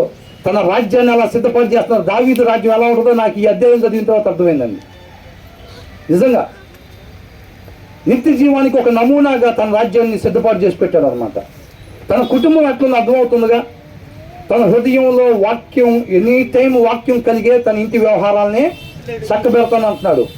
విశ్వాసం లేని వాళ్ళు చేసే క్రియలు నా దరిదాపుల్లో కూడా నేను రానీను అంటున్నాడు. నీచమైన వాటిని చూడటానికి నా కళ్ళకి నేను ఎప్పుడు కూడా అనుమతిని ఇవ్వను అని అంటున్నాడు. అవునా? ఇంకేమంటున్నాడు? The perverse of heart shall be far from me. వాక్యం లేకుండా హృదయం నాకు దూరం అవును గాక. నేను క్షణం కూడా వాక్యం లేని హృదయంతో నేను ఉండకూడదు నా జీవితంలో అని చెప్పి జాగ్రత్త పడతా ఉన్నాడు అనమాట. అంటే ఎనీ టైం ఏం చేస్తున్నాడు? తన హృదయంలో వాక్యం ఉండేటట్టుగా, బుద్ధిగల కన్యకులు దీపంలో నూనె ఉండేటట్టుగా ఎట్లయితే చెక్ చేసుకుంటా ఉన్నారో అర్థమవుతుందండి. పెళ్లి కుమారుడు వచ్చే వరకు కూడా నూనె కొద్దువు లేకుండా చక్కగా సమృద్ధిగా ఉండేటట్టుగా వాళ్ళు చూసుకోగలిగారు. దావీదు కూడా అదే చేస్తున్నాడు అనమాట. అర్థమవుతుందండి. తన ఆత్మీయ జీవితానికి నష్టం కలిగించేది ఏమాత్రం కూడా తన దరిదాపుల్లో కూడా రాకుండా జాగ్రత్త పడుతున్నాడు. నింద లేకుండా నా జీవితాన్ని నేను గడపాలని చెప్పి నేను జాగ్రత్త కలిగి ఉంటున్నానని 2వ వచనంలో అంటున్నాడు. మనం కూడా అంతే ఉంటున్నామా? అస్సలు నింద లేకుండా నా జీవితాన్ని నేను దేవుడికి అట్లాగా సమర్పించాలని ఇష్టపడుతున్నామా? అంత జాగ్రత్త కలిగి ఉంటున్నామా? నా కళ్ళతో ఏది పడితే అది చూడకుండా నేను బహుభయం కలిగి ఉంటున్నామా? ఎంత తేడా కనబడుతుంది? దావీదుకి మనకి ఎంత తేడా కనబడుతుందండి? అవునా? ప్రతి పాయింట్లో కూడా మనకు అర్థమవుతుందిగా. మన ఇంటి వ్యవహారాలు ఎట్లా చక్కబెడుతున్నాం? మన జ్ఞానంతో మన కుటుంబాల్ని చక్కబెడదామని చూస్తూ ఉంటాం. మన పిల్లల్ని తన ఇష్టానుసారంగా ఉండాలి, దేవుని చిత్తానుసారంగా పెంచాలని మన జ్ఞానంతో వాళ్ళని చూస్తూ ఉంటాం. అయితే ఆ పనులు అనవసరం. ఆ పని, ఆ ప్రయాసం వ్యర్థం. మన జ్ఞానంతో భార్యాభర్తల మధ్యలో ఉండే సంబంధం దేవుడి నామానికి మహిమకరంగా ఉండేటట్టుగా చూడటం అసాధ్యం. పిల్లల పట్ల దేవుని చిత్తం మాత్రమే జరిగేటట్టుగా మన జ్ఞానంతో వ్యవహరించటం అది అనవసరమైన విషయం. అది ఆ పనులు అవు. అర్థమవుతుందండి? నిత్యం వాక్యం కలిగి ఉండాలి. తల్లిదండ్రులు ఎలా ఉండాలంట? వాక్యం మన హృదయాల్లో కలిగి పిల్లల్ని డీల్ చేయాలి. పెద్ద సేమ్ టైం భర్త మాత్రమే కాదండి, ఇక్కడ దావీదు మాట్లాడుతున్నాడు కాబట్టి అలాగుంది. తన హృదయంలో వాక్యం పెట్టుకొని నా బాధ్యతను నేను డీల్ చేస్తానని అంటున్నాడు. వాక్యం లేకుండా క్షణం కూడా నా హృదయాన్ని పెట్టుకొని నేను నా బాధ్యతతో నేను డీల్ చేయను. నా పిల్లల దగ్గర నేను వ్యవహారం చేయను. నా కుటుంబస్తుల దగ్గర నేను, నా రక్త సంబంధికుల దగ్గర నేను వ్యవహారం చేయను. ఏ తోటి వ్యక్తి దగ్గర కూడా వాక్యం లేని హృదయంతో నేను వ్యవహారం చెయ్యను అని అంటున్నాడు అన్నమాట. అది నాకు మేలుకరం కాదు నేను అట్లా చేస్తే అని అంటున్నాడు. అంత జాగ్రత్తలు దేవుడికి ఇష్టమయ్యే రీతిగా అంగీకారంగా మన ఆత్మలు ఉండాలి అని అంటే తగిన జాగ్రత్తను దావీదు తీసుకుంటున్నాడు. మనం ఏమైనా తీసుకుంటున్నాం అట్లాగా? ఆర్గానిక్ ఉల్లిపాయలు టమాటాలు అమ్ముతున్నారు. ఏంటంట? ఆర్గానిక్ జీడిపప్పులు, ఆర్గానిక్ టమాటాలు. ఆర్గానిక్ ఆత్మీయత అవసరం లేదా? ఆత్మీయతకు కావాల్సిన ఆర్గానిక్ ఎప్పుడైనా ఆలోచించాం? అసలు ఊహ కూడా రావనుకుంటా. ఆత్మకి ఆర్గానిక్ ఏమన్నా కదా? సత్యవాక్యం ఎవరు చెబితే వాళ్ళకాడా వెంటనే ఏంటంట? సత్యవాక్యం అన్న ట్యాగ్ ముందు జతపరిచి ఏది చెప్పినా కానీ వెంటనే ఇంకా అది ఆర్గానిక్గా కాదా మనం చెక్ చేసే పని లేదు. కొంతకాలం ఉండి పోయేదానికి వచ్చే క్షణం ఉండిద్దో లేదో తెలీదు. ఈ శరీరానికి మాత్రం అన్నీ ఆర్గానిక్. బెల్లం తెచ్చాముగా, ఓకే. ఆర్గానిక్ పంచదార, ఓకే. అవునా? అన్నీ ఆర్గానిక్లే. నువ్వు ఎన్ని ఆర్గానిక్లు అన్నదా వచ్చే గంటలో మనం ఉండకూడదని ఆయన అనుకున్నాడంటే ఈ ఆర్గానిక్లు ఏమీ ఆపలేవు. కాబట్టి దావీదు తెలియగలవాడు. ఆర్గానిక్ బెల్లాలు, ఆర్గానిక్ పంచదారలు కాదు, ఆత్మీయ జీవితం గురించి, శాశ్వతమైన దాని గురించి చూసుకుంటున్నాడు దావీదు. దేవుడు మహాకృపను బట్టి తీసుకొచ్చి మన ముందు ఎందుకు పెట్టాడు? దేనికోసం పరిగెడుతున్నారని అంటున్నాడు. నా కృపను బట్టి మీకు ఇచ్చిన ఆయుష్, ఈ క్షణం మీరు సజీవులుగా ఉన్నారు కదా, దేనికోసం పరిగెడుతున్నావు అంటున్నాడు. అర్థమవుతుందండి? చదువుతున్నాం ఆ వాక్యం. సమస్తం ఎక్కడి నుంచి ఉందంట? ఆయనలో నాటబడితే. దావీదుకి ఎక్కడి నుంచి వచ్చినాయి అన్ని జాగ్రత్తలు? వాక్యంలో నాటబడ్డాడు కాబట్టి తండ్రి దగ్గర నుంచి కుమారుడికి, కుమారుడి దగ్గర నుంచి దావీదుకి. మనం కూడా అక్కడే నాటబడుతుంటే ఏం చేశాడు? మనం కూడా అక్కడే నాటబడితే దావీదు దగ్గర నుంచి మనలో కూడా వస్తాయి. అంతే. అయ్యి మనలో నుంచి మన పిల్లలకి వస్తాయి, వారిలో నుంచి వాళ్ళ పిల్లలకి వస్తాయి. చెప్తారులే అండి, మనం ఇంతే పుణ్యం వచ్చిద్దా? ఇంతే పుణ్యం వచ్చిద్దా? కాదు. తర్వాత ఏమంటున్నాడు? I will have nothing to do with what is evil అని అంటున్నాడు. అర్థమవుతుందండి? పైన వచ్చినలో 4వ దాంట్లో ఫస్ట్ సెంటెన్స్లో ఏమని అంటున్నాడు?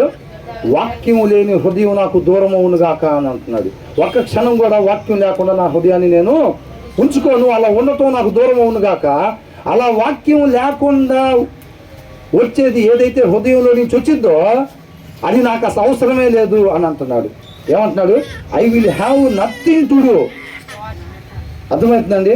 I will have nothing to do with what is evil అని అంటున్నాడు. అంటే వాక్యం లేకుండా హృదయంలో నుంచి ఏమొచ్చిందంట? ఈవిల్ అంటే ఏంటి? చెడు, మంచిది కానిది. అర్థమవుతుందండి? ఒక హృదయంలో వాక్యం లేకపోతే దాంట్లో నుంచి మంచి అనేది రాదు. చెప్పాలి అందరూ. వచ్చిందా? రాదా? రాదు. వాక్యం లేని హృదయంలో నుంచి ఏమొచ్చిందంట? చెడు మాత్రమే వచ్చింది. అర్థమవుతుందండి? వాక్యం లేని హృదయంలో నుంచి ఏమొచ్చిందంట? చెడు మాత్రమే వచ్చింది. అది నాకు అసలు అది అవసరమే లేదని అంటున్నాడు. I will have nothing to do with what is evil. వాక్యం లేని హృదయంలో నుంచి వచ్చేది నాకు అసలు అవసరమే లేదు అంటున్నాడు. అది ఎందుకంటే అది మంచి చేసిద్దా? మంచి అనేది చేయదు అసలు. వాక్యం లేని హృదయంలో నుంచి వచ్చేది అది అసలు మంచి అనేదే చేయదు. కాబట్టి అది అసలు నాకు అవసరమే లేదని అంటున్నాడు. అంటే క్షణం కూడా తన హృదయంలో వాక్యం లేకుండా ఉండటానికి దావీదు ఇష్టపడట్లేదు. అర్థమవుతుందండి? ఇది ఎవరి మాట? దేవుడి మాట. అవునా? ఇది దేవుని మాట. దావీదు ఆ రీతిగా ఉన్నాడు. తీసుకొచ్చి మనం ముందు పెడుతున్నాడు అంటే ఏంటి అర్థం? మీరు కూడా అలాగా ఉండాలి.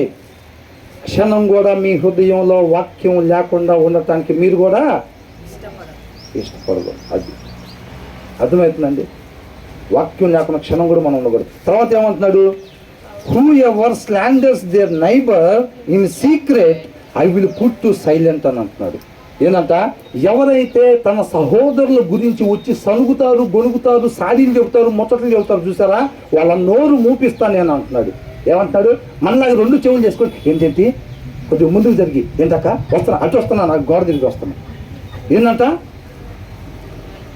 అటు వస్తున్నా, వినపడలేదు, ముందుకు జరుగుతున్నావా జాగ్రత్త అంటున్నాడు. చెవులు పెద్దవి చేసావా జాగ్రత్త అంటున్నాడు. అర్థమవుతుందా? దావీదైతే ఏం చేస్తాడంట, ఏంటన్నా ఇట్లా ఇంటికి వచ్చాయి, ఫోన్లో ఎందుకు ఇంటికి వచ్చాయి అంటున్నాడా? ఇంకేమేం చేశాడు, ఇంకేమేం చేశాడు అని అడుగుతున్నాడా? ఆ లక్షణాలు ఎవరి? అపవాది లక్షణాలు. దరిదాపుల్లోకి రాని అంటున్నాడు. అవునా? ఎట్లా చూస్తున్నాడు, బయటకు కొట్టున్నాడు దాన్ని ముందని అంటున్నాడు. అవునా? దరిదాపుల్లోకి రాని అసలు అంటున్నాడు. అంతే, నా ఆత్మీయ జీవితాన్ని పాడు చేసేది, నింద కలిగించేది నా దరిదాపుల్లో కూడా నేను రానిను అని అంటున్నాడు. అట్లా కాపలా కాసుకుంటున్నాడు ఆత్మీయతకి. యేసేపు కూడా అట్లాగా కాపలా కాసుకోవటం వల్ల పారిపోయాడు, పరిగెత్తాడు. అవునా? నా పరిస్థితి ఎట్లా ఉంది? ఎక్కడెక్కడ దొరుకుతాయి అట్లాంటి అవకాశాలను ఎదురు చూస్తున్నావా? ఎప్పుడెప్పుడు అవకాశం దొరికితే ఆత్మీయత జరగొట్టుకుందామని చెప్పి ఎదురు పరిగెడుతున్నావా? ఎట్లాగుంటున్నాం మనం? దావీదు ఎలాగుంటున్నాడు? ఒక మాదిరి. తీర్పుకు ముందే మనకి ఈ వాక్యాలు బయలుపడటం ఎంతో మేలుకరం అండి. అంతగా ప్రేమించే వాళ్ళు ఉంటారా మనల్ని? అవునా? అసలు చూడండి ఎలా సిద్ధపడి చేస్తున్నాడు. అవునా? Who ever slanders there neighbours, నీ తోటి సహోదరుల గురించి నువ్వు సాడీలు చెప్పటం, సనగటానికి గొనగటానికి, నీ భార్య దగ్గరే కావచ్చు గొనగటానికి నోరు తెలుస్తావా? నీ భర్త గురించి నువ్వు సనగటానికి నోరు తెలుస్తావా? ఇంటి పక్కన వాళ్ళకి పోయి చెప్తావా? నీ పిల్లల దగ్గర, లేకపోతే కుటుంబ సభ్యుల దగ్గర, బయట తోటి వ్యవహారం ఎవరి దగ్గరన్నా కానివ్వండి, మనకు సంబంధించిన వాళ్ళు కాకపోయినా సరే నువ్వు సనగటం గొనగటం, ఎవరన్నా వచ్చి చేస్తే పలానా వాళ్ళు ఇట్లాగంట, అది వాడు ఇట్లా చేశాడని చెప్తే ముందు నువ్వు నోరు ముయ్యి అంటాడంట దావీదు. అర్థమైందా? అట్లాంటి వాళ్ళు తయారు కాకుండా చేస్తాడంట. ఏం చేస్తాడంట? వాడి ముచ్చట నువ్వు విన్నావంటే వాడు నీకు చెబుతాడు, నువ్వు వాడు పోయి మళ్ళీ ఇంకొకరికి చెప్తాడు, వాడు పోయి మళ్ళీ ఇంకొకరికి అది తారా తీయిస్తా. ఏంటంట, ఇంటి వెనకాల ఆమె గురించి సాధించి చెబుతానికి ఏమొస్తా, రెండు మాటలు చెప్పగానే ఏం ఆనందం తట్టుకోలేక ఇట్లా కాదు ఈ మాటలు వినాల్సింది, మనం తాజ్మహల్ టీ తాగుతా ఇంత అదిరిపోయింది. ఇంకా ఏంటంట, బిర్యానీలో థమ్సప్ లాగా ఆగక్క ఇట్లాంటి వార్తలు తెచ్చి ఉట్టికినే సప్ప వింటామా? పెడతానాగు టీ మనకి అని చెప్పి లోపలికి వెళ్ళి టీ పెట్టుకొని మనం వింటారు. అంటే ఏం చేసాం వాళ్ళు? మనం అట్లాంటి పనులు చేసేవాళ్ళు ఏం చేసాం? ఎంకరేజ్ చేసాం. వాడు అంతటితో తాగుతాడా? నేను బాగా నచ్చాను అనుకుంటాం, మంచి పని చేసి అట్లా అందరికీ నేను మంచివాడికి ఉండాలి. ఏం చేస్తారు? ఇంటి ముందు వాళ్ళు ఇంటికి వెళ్తాడు, ఏయ్ ఇంటి వెనకాలమా అన్న ఏం చేసింది, ఆగు కూల్ డ్రింక్ తీసుకొస్తా, కంగారు పడద్దు, మొత్తం అంటారా, మొత్తం మన బ్యాచ్. అవునా? ఎలాగున్నాం మనం? దావీదు ఎలాగున్నాడు? ఏమంటున్నాడు? టీ తీసుకొస్తా, కూల్ డ్రింక్ తీసుకొస్తా, తెప్పిస్తా, నాకు తాగుతా, మాట్లాడుకున్నాం అంటున్నాడా? నోరు ముయ్యి ముందు నువ్వు అని అంటున్నాడు. అవునా? వాడిని సరి చేస్తానంటున్నాడు ముందు. ఆ వైరస్ని పక్కకు పాకకుండా చూస్తానంటున్నాడు. దేవుని రాజ్య స్థాపనకి ఆయన వంతుగా చేయాల్సిన పనిని చేస్తానంటున్నాడు. మనం ఎట్లా ఉన్నాం? మన ఆఫీసులో మనం ఎట్టున్నాం? అవునా? అసలు మనమే పోయి చెప్పేవాళ్ళలాగా ఉన్నామా? ఇంకా అంతకన్నా దౌర్భాగ్యం ఇంకోట్లేదు. వచ్చినోని కందిపోవటం అనేది ఇంకో విషయం అయితే, అసలు మనమే పోయి చెబుతాను చూస్తున్నామేమో. చూడండి, అంత అధ్వానమైన ఆత్మీయ జీవితంలో ఉన్నామా మనం? ఆడి గురించి ఈడి గురించి సాడీలు, అట్లా చేసిద్దా, అన్నట్టు చేస్తారా, మన చర్చకొచ్చి మోకాలు ప్రార్థన చేస్తారా, బయట ఇట్లా అట్లా ఇట్లా సాహసం చేస్తున్నాం. అట్లాగా ఆర్ యు రెడీ? అట్లా చేస్తా. వాళ్ళని అడిగితే ఆర్ యు రెడీ అంటే రెడీ అన్నారు అనుకో, తీసుకెళ్తారా? రేపు తీసుకెళ్ళేది ఉండదు. ఆత్మీయతని ఎలా కాపాడుకుంటారు? తన ఆత్మీయత మాత్రమే కాదు, ఆత్మీయతకి దేవుని రాజ్య స్థాపనకి అడ్డం వచ్చే ప్రతి దాన్ని ఏం చేస్తానంటున్నాడు? Cut off చేస్తానంటున్నాడు. ఆ వైరస్ పక్కకి పాకకుండా నేను అక్కడితో దాన్ని నియంత్రించి అలా ఎప్పుడైతే బంద్ చేస్తాడో, ఆ వచ్చినోడు ఏం నేర్చుకుంటాడు? ఖండించాడు, అది మంచిది కాదు, నీ దగ్గర ఉన్నది ఏదో ఉందనుకొని వచ్చావు కదా, అది మంచిది కాదు అని అంటాడు. అంటే అప్పుడు ఏం చేస్తాడు? దాన్ని తీసేసుకుంటాడు. తనలో నుంచి దాన్ని తీసేసి ఆ వైరస్ ఇంకొకరికి వెళ్లకుండా దాన్ని దేవుని రాజ్య స్థాపనకి చక్కటి మార్గాన్ని తన వంతుగా చేయాల్సిన సిద్ధపాటుని చేస్తున్నాడు. మనం అది వెలుగంటే అది ఉప్పు అంతే. మనం అనుకునే ఉప్పు ఏంటి? సంఖలో బైబిలు, భక్త సింగ్ గారి నడక అయ్యానా ప్రాక్టీస్ చేస్తున్నాం మనం. వాళ్ళు చేసిన క్రియలు మనం బయటికి కనపడే వాటిని ప్రాక్టీస్ చేస్తున్నామా? ముసుగులు ఎట్టేయాలో ప్రాక్టీస్ చేస్తున్నామా? జెంట్స్ అయితే బైబిల్ ఎట్లా పట్టుకో అవి ప్రాక్టీస్ చేస్తున్నామా మనం? బైబిల్ని ఎత్తన పట్టుకో నీ పరిస్థితిని బట్టి, అనుకూలతను బట్టి. అవునా? తర్వాత ఏమంటున్నాడు? I will put to silent who ever has hearty ice and a proud heart అని అంటున్నాడు. ఐ విల్ నాట్ టాలరేట్ అని అంటున్నాడు. అహంకారపు కళ్ళు ఎవరికైతే ఉంటాయో నేను అసలు సహించనని అంటున్నాడు. చూస్తున్నామా? భార్యల దగ్గర చూస్తున్నామా? పైనుంచి కిందకి కళ్ళు పెట్టి ఏదైనా మాట చెప్పగలనే? ఏంటంట? ఎట్లాగా చూసేది? ఒక మాట చెప్పగానే ఎట్లా చూసి ఎట్లా పైనుంచి తిప్పుతావా కళ్ళు? చూస్తాడు నీ సంగతి నా సంగతి. భర్త దగ్గర చేస్తున్నామా అట్లాగా? భార్య దగ్గర చేస్తున్నామా? ఎవరన్నా ఏదన్నా అంటే పైనుంచి కిందకి ఎట్లా చూసేది? ఇట్లాగంట. ఏంటంట? ఇట్లా పెట్టి ఆ కాడుతో పాటు పోవాలి చూపు. అవునా? ఏం చేస్తాను అంటున్నాడు? సహించనని అంటున్నాడు. దేవుడు రాజ్యంలో ఉండేవి కాదు ఇవి. నిత్య జీవంలో ఇవన్నీ కనపడవు. నా రాజ్యంలో కూడా ఉండటానికి వీల్లేదని అంటున్నాడు. అర్థమవుతుందండి? అవునా? ఏమంటున్నాడు దావీదు? నా రాజ్యంలో కూడా ఉండటానికి వీల్లేదు. ఆయన రాజ్య స్థాపన చేసినప్పుడు ఆయన రాజ్యంలో ఏ అయితే ఉండకూడదు అనుకుంటున్నాడో నా రాజ్యంలో కూడా ఏమాత్రం ఉండటానికి వీల్లేదు. అల్లా తప్ప ఆత్మీయ జీవితం అంటే అనుకుంటున్నాడు. దరిదాపుల్లో కూడా రాని అని అంటున్నాడు. కబడ్డీ కాదు, రా టచ్ చెయ్యి పిల్లలు అంటుకుని ఆట ఆడతారు చూసారా? అట్లాగా 14 నీచిపోయిన వాటిని రిమోట్ పెట్టి అవి చూసి అట్లా మంచిగా తీసుకుంటారు బ్రదర్. నీ వల్ల ఏమైంది మంచి తీసుకోవటం? అవునా కదా? అట్లా అని అంటున్నాడు. అవునా? Who ever standers the neighbour in secret I will put to silent who ever has hearty ice and proud heart అంట. గర్వం కలిగిన హృదయం. ఏంటంట? గర్వం కలిగిన హృదయం ఎవరికైతే ఉండిద్దో, అహంకారపు కళ్ళు ఎవరికైతే ఉంటాయో వాళ్ళని నేను ఏమాత్రం కూడా సహించను అని అంటున్నాడు. దావీదు ఉన్న దగ్గర ఈ ఉండటానికి ఏమాత్రం కూడా వీల్లేదంటే ఎవరి దగ్గరైనా సరే. అర్థమవుతుందండి? తను మాత్రమే కాదంట, తన చుట్టుపక్కల ఉండే వాళ్ళ దగ్గర ఎవరి దగ్గర కూడా ఈ ఉండటానికి వీల్లేదు. ఎంకరేజ్ చేయను ఏమాత్రం కూడా అలాంటి నేను అని అంటున్నాడు. తర్వాత ఏమంటున్నాడు?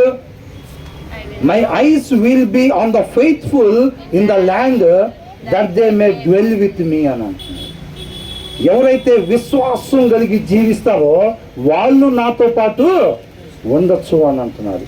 ఆయన రాజ్యంలో ఆయనతో పాటు ఎవరంటే ఉండాల్సింది కేవలం విశ్వాసులు మాత్రమే ఉండాలంట. అంటే మిగతా వాళ్ళని చంపేసేస్తాను అంటలేదండి. ఇందాక వచ్చిన వాడిని మార్చేది చూసారా? సాడీలు చెప్పేవాడిని ఏం చేశాడు? ముందు నువ్వు నోరు మూసేసాయి, ఆ వైరస్ బయటకు పోకుండా ఉన్నది. ఇంకొక విషయం ఏంటంటే నువ్వేదో మంచిది తీసుకొచ్చాను అనుకుంటున్నావు కదా, అది అసలు మంచిగా కాదు నీ దగ్గర ఉన్నది అని అంటున్నాడు. అంతే తప్ప అదన్నీ పెద్ద అవునా? అది వాక్యం ప్రకారం తప్పు. ఈ బ్రదర్ చెప్పింది, ఇందాక వచ్చి చెప్పింది బ్రదరు వాక్య ప్రకారం తప్పు. అది ఇందాకేం చేసావు? సహవాసం చెడిపోయిద్దనా? దేవుడి నామానికి అవమానకరమైన సహవాసం నీకు అవసరమా? ఆయన వద్దనుకునే సహవాసం నీకు అవసరమా? ఆయన నామానికి మహిమకరం కానీ సహవాసం మనకు అవసరమా? సహవాసం పోయిద్దంట. వాడు చెప్పిన ముచ్చట్లన్నీ విన్నాడంట టీ పెట్టించి. అర్థమవుతుందా? కంఫర్ట్ భక్తి. ప్రాణాలు ఎందుకు పోగొట్టుకుంటారు మిషనరీలు? ఇంకోసారి చేయమండి అంటే వదిలిపెట్టారా? ఆయన ఎంతవరకు ఉంచితే అంతవరకే. నేను విడిపించడానికి హక్కు నా దగ్గర నోరు తెరిచి మాట్లాడవా? పైనుంచి హక్కు ఇస్తే ఏదైనా నీకు కూడా నీ చేతిలో నా చేతిలో ఏమి? అది అర్థమవుతుందండి. ఏమంటున్నాడు? ఎవరైతే విశ్వాసం కలిగి జీవిస్తారో వాళ్ళు మాత్రమే నాతో పాటు ఉండొచ్చు. అది నిత్య జీవంలో ఉండేది. నిత్య జీవానికి నమూనాగా తన రాజ్యాన్ని సిద్ధపాటు చేస్తున్నాడు. మాదిరిగా అందరికీ దావీదు రాజ్యాన్ని ఎలా చూపిస్తున్నాడంట? నిత్య జీవానికి మార్గంగా ప్రపంచం మొత్తానికి చూపెడుతున్నాడు అన్నమాట. అర్థమవుతుందండి? ఒక రోల్ మోడల్గా తన రాజ్యాన్ని, తన కింగ్డమ్ని చూపిస్తున్నాడు. అందుకనే దావీదు అంటే అంత ఇష్టం దేవుడికి, అంత ఇష్టం. బజార్లో పెట్టిన దీపంలాగా ఆత్మీయతని కొంతమంది పెట్టినట్టుగా అట్లా వదిలిపెట్టరా. టీవీ రిమోట్ చేతిలోకి రాగానే ఏది పడితే చూడటానికి కళ్ళకు పర్మిషన్ ఇలా.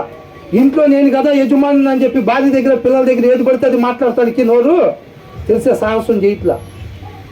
ఎవడు పిలిస్తే వాడితో పాటు కలిసి పోట్లా. విశ్వాసం లేని వాళ్ళు చేసే క్రియలు నాకు అసహ్యం, నా దరిదాపుల్లో కూడా అట్లా రాని అంటున్నాడు. అవునండి. తర్వాత ఏమంటున్నాడు? విశ్వాసంగా ఎవరైతే ఉంటారో వాళ్ళు మాత్రమే నాతో పాటు ఉండొచ్చు. The one whose way of life is blameless will minister to me అని అంటున్నాడు. ఏంటంట? నింద లేకుండా ఎవరైతే వాళ్ళ జీవిత విధానాన్ని గడుపుతూ ఉంటారో వాళ్ళు నాకు సలహాదారులుగా నా రాజ్యంలో నేను పెట్టుకుంటాను అంటున్నాడు. ఏంటంట? ఎవరు పడితే వాడు డబ్బున్నవాడిని పెట్టచ్చా? హామాన్ని ఎందుకు పెట్టాడంట రాజు? ఎస్తేరు గ్రంథంలో హామాన్ని ఎందుకు మినిస్టర్ పెట్టాడంట? తన దగ్గర ఉన్న డబ్బును బట్టి, తనకున్న కుటుంబ బలాన్ని బట్టి తన మినిస్టర్గా పెట్టాడంట. మినిస్టర్గా పెడితే ఏం చేశాడు? నిజాయితీ పరుడైన మొద్దకైనా ఏం చేశాడంట? 50 అడుగులు ఉరికొయ్యి మీద ఉరి తీయాలి. ఆయన మాత్రమే కాదు ఆ జాతి మొత్తాన్ని, ఆయన్ని మాత్రమే కాదు ఆ జాతి మొత్తాన్ని నశింపజేయాలి అని చెప్పి తన శరీరంలో నుంచి, వాక్యం లేని తన హృదయంలో నుంచి వచ్చిన ఆలోచనలను అమలు చేయడానికి సిద్ధపడ్డాడు. అర్థమవుతుందండి? అవునా? కాబట్టి the one whose way of life, whose life is blameless అంటలా. ఎవరి జీవితం నింద లేకుండా ఉందో అని అనట్లేదు. వే ఆఫ్ లైఫ్, జీవిత విధానము అలా జీవించటం. రేపు మన నిత్య జీవంలో ఎలా ఉండాలి? నింద లేకుండా జీవించటం, అది ఒక జీవిత అలవాటుగా ఉండాలంటున్నాడు. అర్థమవుతుందండి? మన జీవిత అలవాటు ఎలా ఉండాలంట? నింద లేకుండా జీవించటం మన జీవిత విధానంగా కావాలంట. అలాంటి వాళ్ళు నా సలహాదారులుగా నేను పెట్టుకుంటాను అని అంటున్నాడు. నాకు సలహాదారులుగా ఉండాలి అంటే ఆ అర్హత ఉండాలి. నా చుట్టుపక్కల దరిదాపుల్లోకి దరిద్రాన్ని రానియకుండా నేను చూసుకుంటాను, కాపాడుకుంటాను. ఆయన నామాన్ని మహింపరుస్తాను. ఆయన రాజ్యానికి నమూనాగా నా కింగ్డమ్ని, ఆ బాధ్యత అండి. ఊరకనే వచ్చి కుర్చీలో కూర్చున్నా ఇక తండ్రి పాయసాలు పరమాణాలు అంటున్నాడా? ఏమంటున్నాడు? బాధ్యతను మర్చిపోయాడు సౌలులాగా. ఎంత జాగ్రత్త కలుగుతున్నాడో చూడండి. తన నుంచి దేవుడు ఏం కోరుకుంటున్నాడో అది ఏమాత్రం కూడా మిస్ అవ్వకుండా దాన్ని చేయాలి. ఆయన నామాన్ని మహింపరచాలి. తన వంతుగా ఎందుకోసమైతే దేవుడు సృష్టించాడు ఆ కార్యాన్ని జరిగించాలని బాధపడుతున్నాడు, భయపడుతున్నాడండి. జాగ్రత్త కలిగి 2వ వచనంలో అదే మాట. ఈ మొత్తం సారాంశం 2వ వచనంలో ఏమంటున్నాడు? I will be careful to lead ఏ, నింద లేకుండా నా జీవితాన్ని నేను జీవించాలని చెప్పి జాగ్రత్త పడుతున్నాను. నువ్వు ఎప్పుడు వస్తావు ప్రభువా నా దగ్గరికి అని అంటున్నాడు. అలాగే సిద్ధపడి ఆయన కోసం ఎదురు చూస్తున్నాడు. అర్థమవుతుందండి? అవునా? నాకు ఇది చదువుతుంటే అనిపించింది, ఎంత అల్లాడిపోయి ఉంటారో కోట మీద ఎక్కినప్పుడు. శరీరం ప్రేరేపిస్తుంటే ఆత్మ బలహీనంగా ఉంది, దేవుని వాక్యం లేదు, శరీరం గెలిచింది ఆ ప్లేస్లో. ఎలా ఉండే వ్యక్తి ఇప్పుడు ఎంతో ఆత్మీయంగా బాప్తిసం తీసుకున్న తర్వాత ఎంతో ఆత్మీయంగా ఉండి ఒకానొక టైంలో ఆత్మీయత కోల్పోయేటప్పుడు ఆ క్షణాలు ఉంటాయి చూసారా? అవి ఎంత బాధ కలిగిస్తాయో తెలుసా? ఆ శోధన దగ్గర అల్లాడిపోయి ఉంటాడు అసలు. అంటే పాపం అని నేను అంటల్లా, పెట్టుకోవాల్సిన బాధ్యత ఉంది. అవునా? వాక్యాన్ని హృదయంలో పెట్టుకోవాల్సింది. పెట్టుకోలేకపోయేసరికి అల్లాడిపోయాడు, జయించలేకపోయాడు, శరీరంతో ఓడిపోయాడు. ఆ ప్రదేశంలో ఓడిపోయాడు. ఆత్మీయత పోయిన తర్వాత అల్లాడిపోయాడు. సమస్తం పోయినట్టుగా భావించుకున్నాడు. నా రాజ్యం నాకుంది, నా సైన్యం నాకున్నారు, నా రాజులకు నాకే ఉంది, అయినా సరే ఏమీ ఉన్నట్టుగానికి అనిపించా, సమస్తం పోయిందని అనుకున్నాడు. అవునా? కాబట్టి ప్రభువా నీ ఆత్మ నా నుంచి దూరం చేయబాట, ఈ సోపుతో కడిగినట్టు నాయన నన్ను కడిగు, మళ్ళీ నీకు ఇష్టమైన వాడిగా నీ హృదయానుసారుడిగా ఉండేటట్టుగా నన్ను నడిపించమన్నాడు. ఇక ఎప్పుడు ఆ ప్రదేశంలోకి నేను పోకూడదు, ఆ పరిస్థితుల్లోకి నేను ఎప్పుడు కూడా పోకూడదు. నా హృదయంలో వాక్యం లేకపోవటం వల్లే నేను అప్పుడు ఓడిపోయా. నేను నా జీవితంలో ఎప్పుడు కూడా ఇక ఆ పరిస్థితుల్లోకి నేను వెళ్ళకూడదు అని అంటున్నాడు.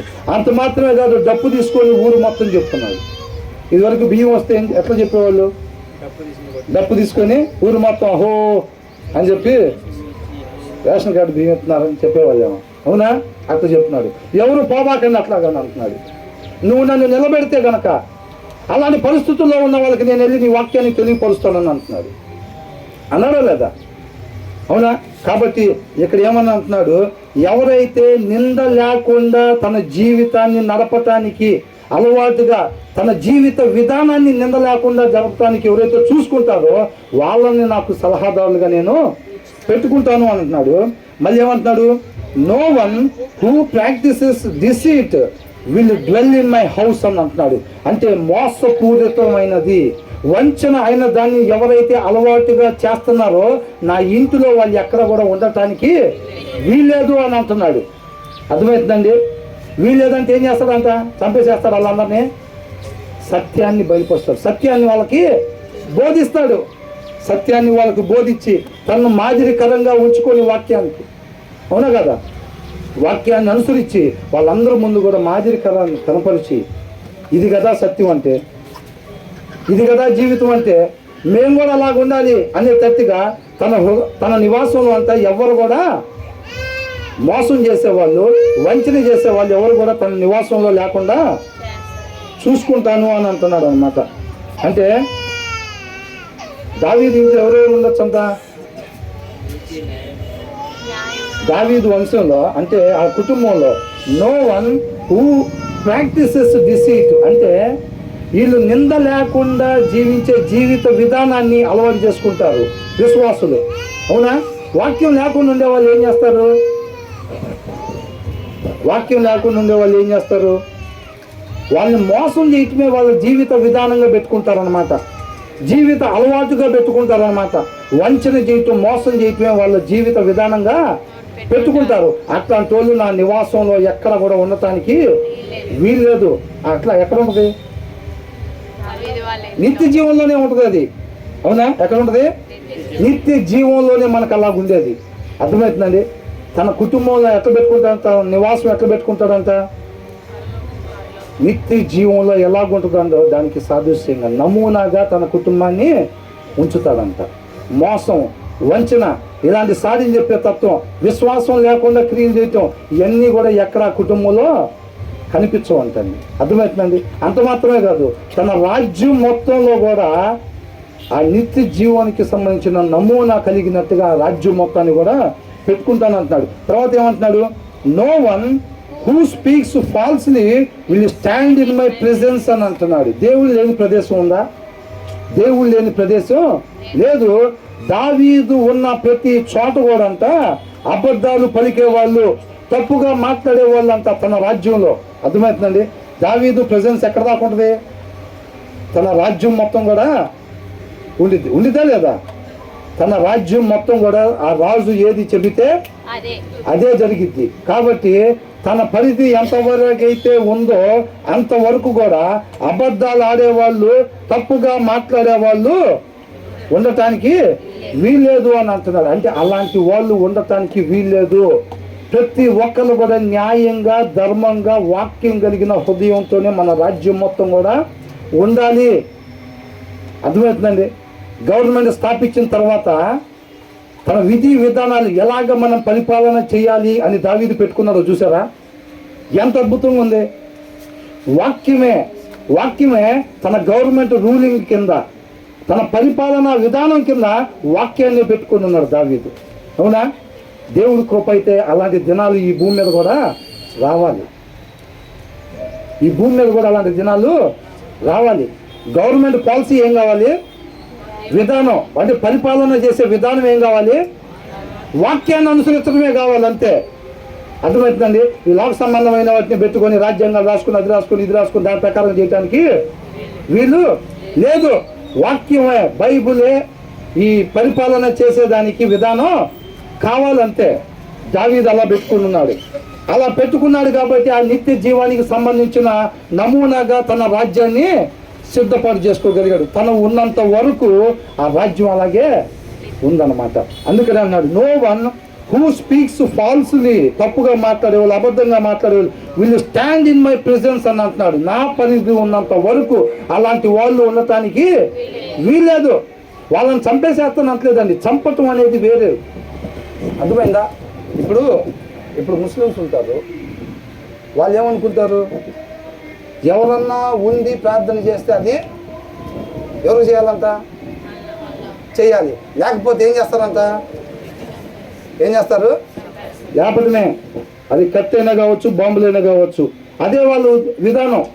మన దగ్గర ఏంటి? నిన్ను వలే నీ పొరుగు అని ప్రేమించు. వాళ్ళ దగ్గర ఏంటి?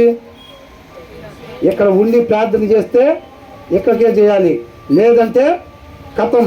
ఎంతమందిని కథం చేస్తే మేము అంత దగ్గర. మీ దేవుడు దావీదుని ఎట్లా ఇష్టపడుతున్నాడో మేము అనుకునే ఆయన మమ్మల్ని అంతా ఇష్టపడతాడని వాళ్ళ దగ్గర ఉంటుంది. మేము ఎంతమందిని చెప్పేస్తే అంత ఇష్టపడతాడు. మేము ప్రవక్తలాగా మా దగ్గర అన్నట్టు వాళ్ళ విధానాలు. అర్థమవుతుందండి? ఈయన అట్లాగా నా రాజ్యంలో అబద్ధాలు ఆడేవాళ్ళు, వంచన చేసేవాళ్ళు, తప్పుగా మాట్లాడేవాళ్ళు వీళ్ళు ఉండటానికి వీల్లేదంటే వాళ్ళందరినీ చంపేస్తాడని కాదండి.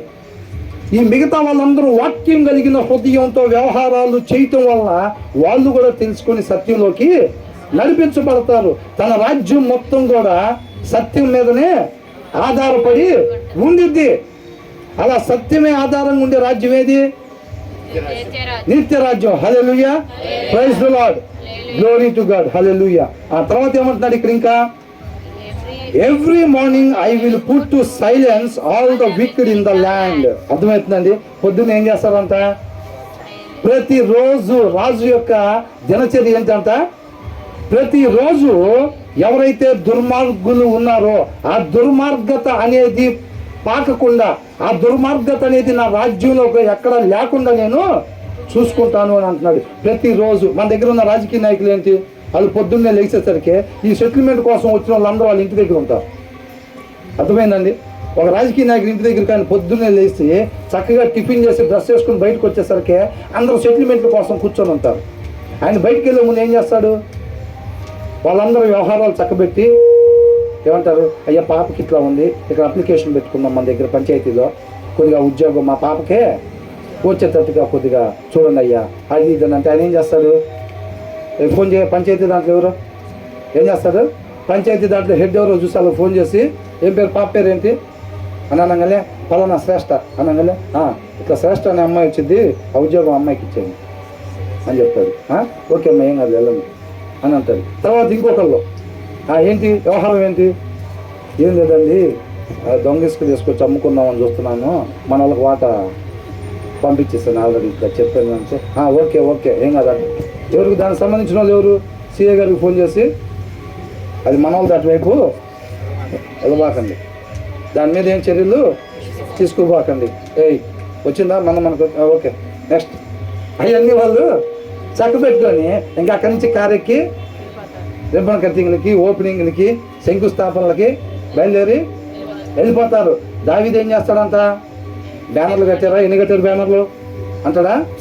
ఏమంటాడంట? దుర్మార్గత నా రాజ్యంలో ఎక్కడా లేకుండా నేను చూసుకుంటాడంట. ఏంటంట? ఎవ్రీ మార్నింగ్ అంట. ఒక్కరోజు కాదు, అది ప్రతిరోజు దినచర్యలో భాగం అంటది దావీదుకి. తన రాజ్యంలో ఎక్కడ కూడా దుర్మార్గత అనేది లేకుండా చూసుకోవటం అన్నమాట. ప్రతిరోజు రాజు దినచర్య అదైతే అసలు ఎంత అద్భుతం అండి అసలు. అవునా? మొన్న మా దగ్గర ఆఫీస్లో పిల్లడు చెప్తున్నాడు, అకౌంట్లో డబ్బులు ఇట్లా మిస్ అయిపోయి ఎవడో హ్యాక్ చేశాడు. ఆ స్విగ్గీ జొమాటోలో తవి ఇవి అని చెప్పి ఓటీపీలు అడగగానే చెప్తున్నాం కదా, ఎట్లా పోయినాయో తెలియదు, అకౌంట్లో డబ్బులు పోయినాయి. మా పిల్లడు చెప్తుంటే వాళ్ళకే చాలా అవసరతలు ఉన్నాయి. అట్లా చెప్తుంటే మరి గవర్నమెంట్ ఏం చేస్తుంది? అట్లాంటి వాళ్ళందరూ మరి వ్యవహరిస్తుంటే గవర్నమెంట్ ఏం చేస్తుంది? చూసుకోవాలి కదా మరి అట్లాంటివి జరగకుండా. నేనైతే ఇంతే అన్న, గవర్నమెంట్ ఏం చేస్తుంది మరి ఇట్లాంటి అన్ని డబ్బులు పోతుంది. ఇద్దరు ముగ్గురు చెప్పారు అసలు అకౌంట్లో డబ్బులు పోయినాయి ఇట్లా. కానీ సామాన్యుడు ఏం చేస్తాడు దానికి? సామాన్యుడు ఏం చేయలేడు. గవర్నమెంట్ లాంటి పెద్ద సంస్థలు అవి చూసుకోవాలి, చర్యలు తీసుకోవాలి, అట్లాంటివి జరగకుండా చూసుకోవాలి. కాబట్టి ఇప్పుడు రాజు ఏం చేస్తున్నాడంట? దుర్మార్గత తన రాజ్యంలో ఎక్కడ కూడా లేకుండా ప్రతిరోజు ఎక్కడెక్కడ మనకు ఫండ్ వచ్చింది, ఏ ఫైల్ మీద సంతకం పెడితే మనకి ఎక్కువ డబ్బులు వస్తాయి, ముందు ఆ ఫైల్స్ పట్టుకురండి అంటున్నాడా? మన వాళ్ళు ఎవరెవరైతే అప్లికేషన్ పెట్టుకోరో వాళ్ళకి తీసుకురండి మన పార్టీ వాళ్ళు అంటున్నాడా? ఏమంటున్నాడు? మన మాట ఎన్న వాళ్ళు శత్రు సైన్యం ఎవరైతే ఉన్నారో వాళ్ళు మొత్తాన్ని ఓచుకోతకు వద్దాం, ఎవరెవరైతే ఉన్నారో వాళ్ళ పేర్లు తీసుకురండి అంటున్నాడా? ఏమంటున్నాడు? దుర్మార్గత ఎక్కడన్నా నా రాజ్యంలో కనపడిద్దేమో అని చెప్పి దాన్ని నిర్మూలన చేయటానికి సిద్ధపాటు. ఒక నాయకుడు అలాగుంటే, ఒక రాజు అలాగా ఉంటే ఆ రాజ్యం ఎలా ఉంటుంది అంటారు? ఎంత చక్కగా ఎక్కడికైనా పోయి బేరాలు ఆడుకునే పని ఉంటుందా? సగానికి సగం మార్జిన్లు ఉంటాయా? ఏమన్నాడు? ఒకసారి వీళ్ళు యుద్ధానికి పోయారుగా, యుద్ధానికి పోయినప్పుడు కొంతమంది నడవలేక 200 మంది ఆ కాలువ దగ్గర ఆగిపోయారు. ఆగిపోతే మిగతా వాళ్ళు పోయి యుద్ధం చేశారు, మొత్తం దోపుడు సొమ్ము తీసుకొని వచ్చారు. వాళ్ళలో కొంతమంది ఏమన్నారు, వీళ్ళు మనతో పాటు రాలేదు యుద్ధానికి, కాబట్టి వాళ్ళ మనుషులు ఎవరైతే ఉన్నారో వాళ్ళ మనుషులను అయితే ఇచ్చేద్దాము, దోపుడు సొమ్ములు అయితే వాళ్ళకి భాగం ఇవ్వద్దు అని అన్నాడు. అప్పుడు దావీదు ఏమన్నాడు?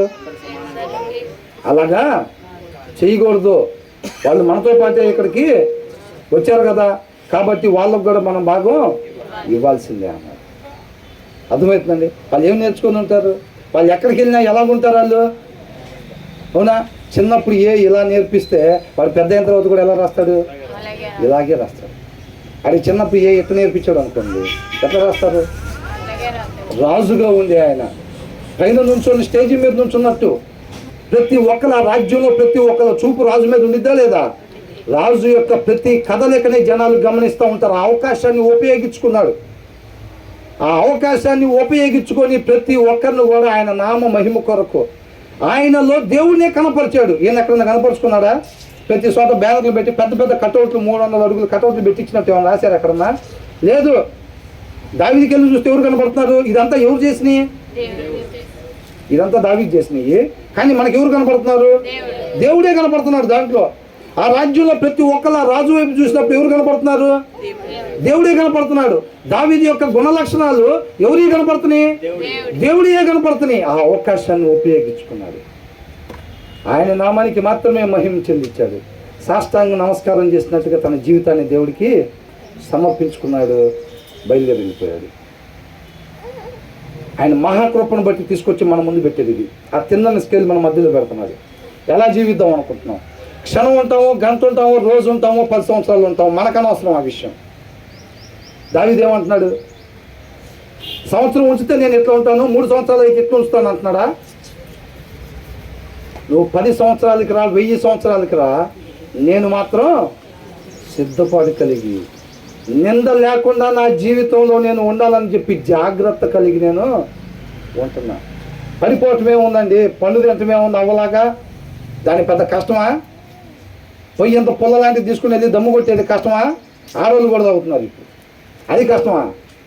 తాగకుండా ఉండటం అది తన దమ్మెంతో చూపెడుతున్నాడు. దేవుడు కృపను కోరుకొని దావీదు తన దమ్మెంతో చూపెడుతున్నాడు.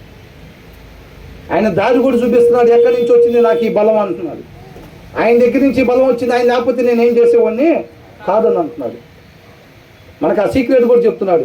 నీకు నాకు ఇవాళ ఆయన్ని ఆశ్రయించడం చేత అయితే చాలు, మనం కూడా అట్లా విజయాన్ని పొందుకునేవారుగా ఉంటాం. ఎక్కడికి వెళ్ళినా క్రీస్తుని మాత్రమే కనపరిచేవారు ఉంటాం. మన బిజినెసా, జాబా, హౌస్ వైఫా, లేకపోతే ఎక్కడన్నా సరే.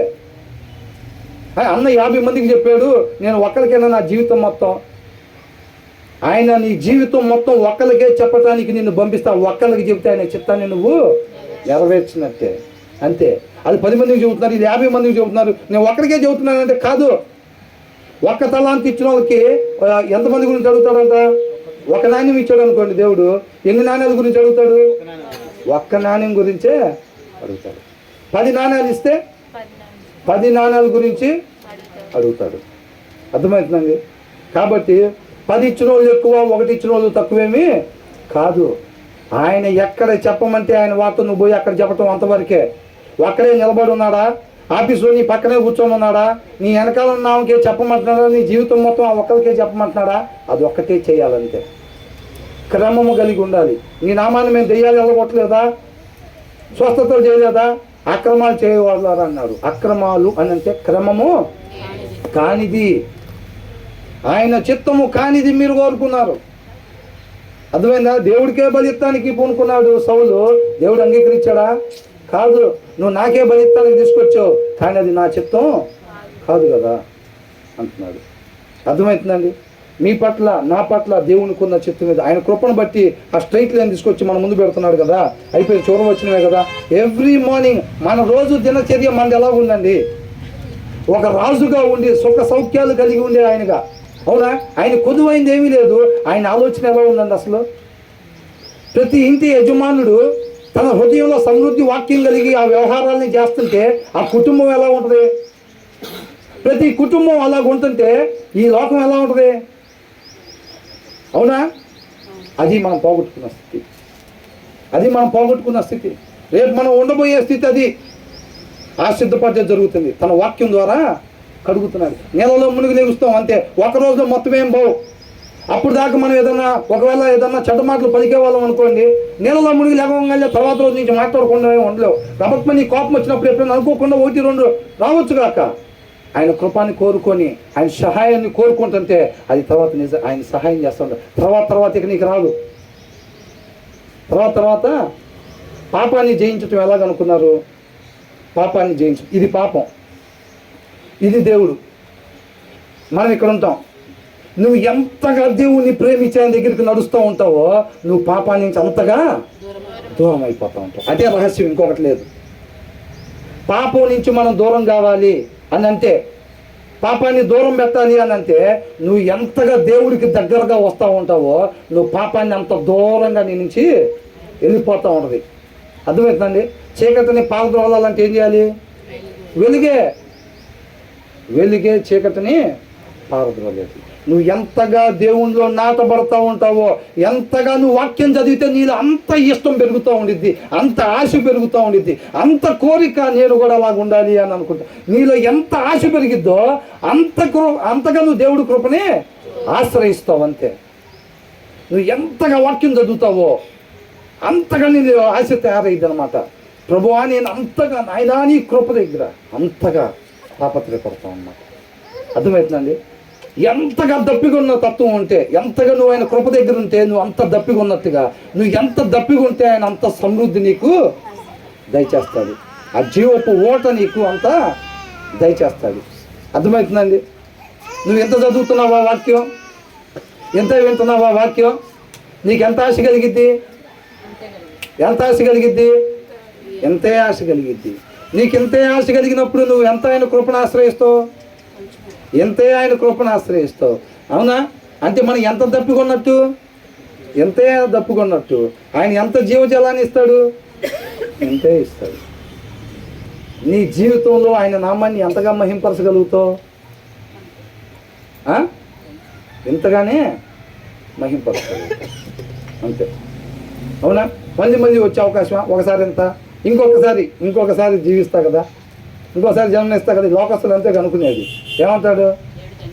ఈసారి అంటే మనకేమో మనిషి జీవితం ఇచ్చాడు, తర్వాత ఇంకోటి వాళ్ళు ఉంటే మరి ఏం చేస్తాం? కొవ్వొత్తులు వెళ్ళకుండా ఊర్లో తిరుగుతున్నాయి అనుకోండి, లోకంలో మరి ఆ చీకటే ఉండేది. అవునా కదా? ఒక గదిలో 10 కొవ్వొత్తులు పెట్టాం, వెలిగించకుండా పెడితే ఏముంటుంది అక్కడ? అంతే. వాక్యం లేని క్రైస్తవులు విశ్వాసులు అని చెప్పుకునే వాళ్ళు వాక్యం చదవకుండా, వాక్యం లేకుండా హృదయంలో ఇలాంటి న్యాయం ధర్మం నా జీవితానికి ఆధారాలుగా ఉండాలి, నా కుటుంబానికి ఆధారాలుగా ఉండాలి అని ఎవరైతే ఇట్లాంటి విలువలు లేకుండా, ఆలోచనలు లేకుండా ఉంటామో వాళ్ళు క్రైస్తవులుగా ఎన్ని చోట్ల తిరిగినా ఖాళీ కొవ్వొత్తుని ఎంత ఇప్పినా కానీ నా గదిలో ఏమైందంట? చీకటే ఉంది. అందుకనే వాళ్ళు 7 కాకపోతే 70 ఏంటంట? సిస్టర్ అన్నారు, ఏమన్నారు? 7 జన్మలు. 7 జన్మలు కాదు, వాళ్ళు 70 జన్మలు అంటారు, 700 జన్మలు కూడా వాళ్ళు అంటారు. అంతే. ఎందుకని అంటున్నారు? తప్పెవరిది? ఇప్పుడు చీకటి గదిలో కుర్చీ పెట్టాము, అది కనపడపోవడం దాని తప్ప. చీకటి గదిలో మంచం ఉంది, కనపడిద్దా? కనపడపోవడం దాని తప్ప. ఒక నీళ్ళ బిందు పెట్టాము, అది కనపడతలేదు, దాని తప్ప. ఎవరు తప్పు? ఆ గదిలో ఆ లైట్దే తప్పు. ఈ కుర్చీ ఎందుకు కనపడుతుందా? దానివల్ల కనపడుతుందా? ఆ మంచం ఎందుకు కనపడుతుందా? దానివల్ల కనపడుతుందా? ఆ గదిలో ఉన్న వస్తువులు ఎందుకు కనపడట్లేదు అని అంటే దానివల్ల. ఈ లోకంలో ఈ అన్యాయం, అధర్మం ఇవన్నీ ఎందుకున్నాయి?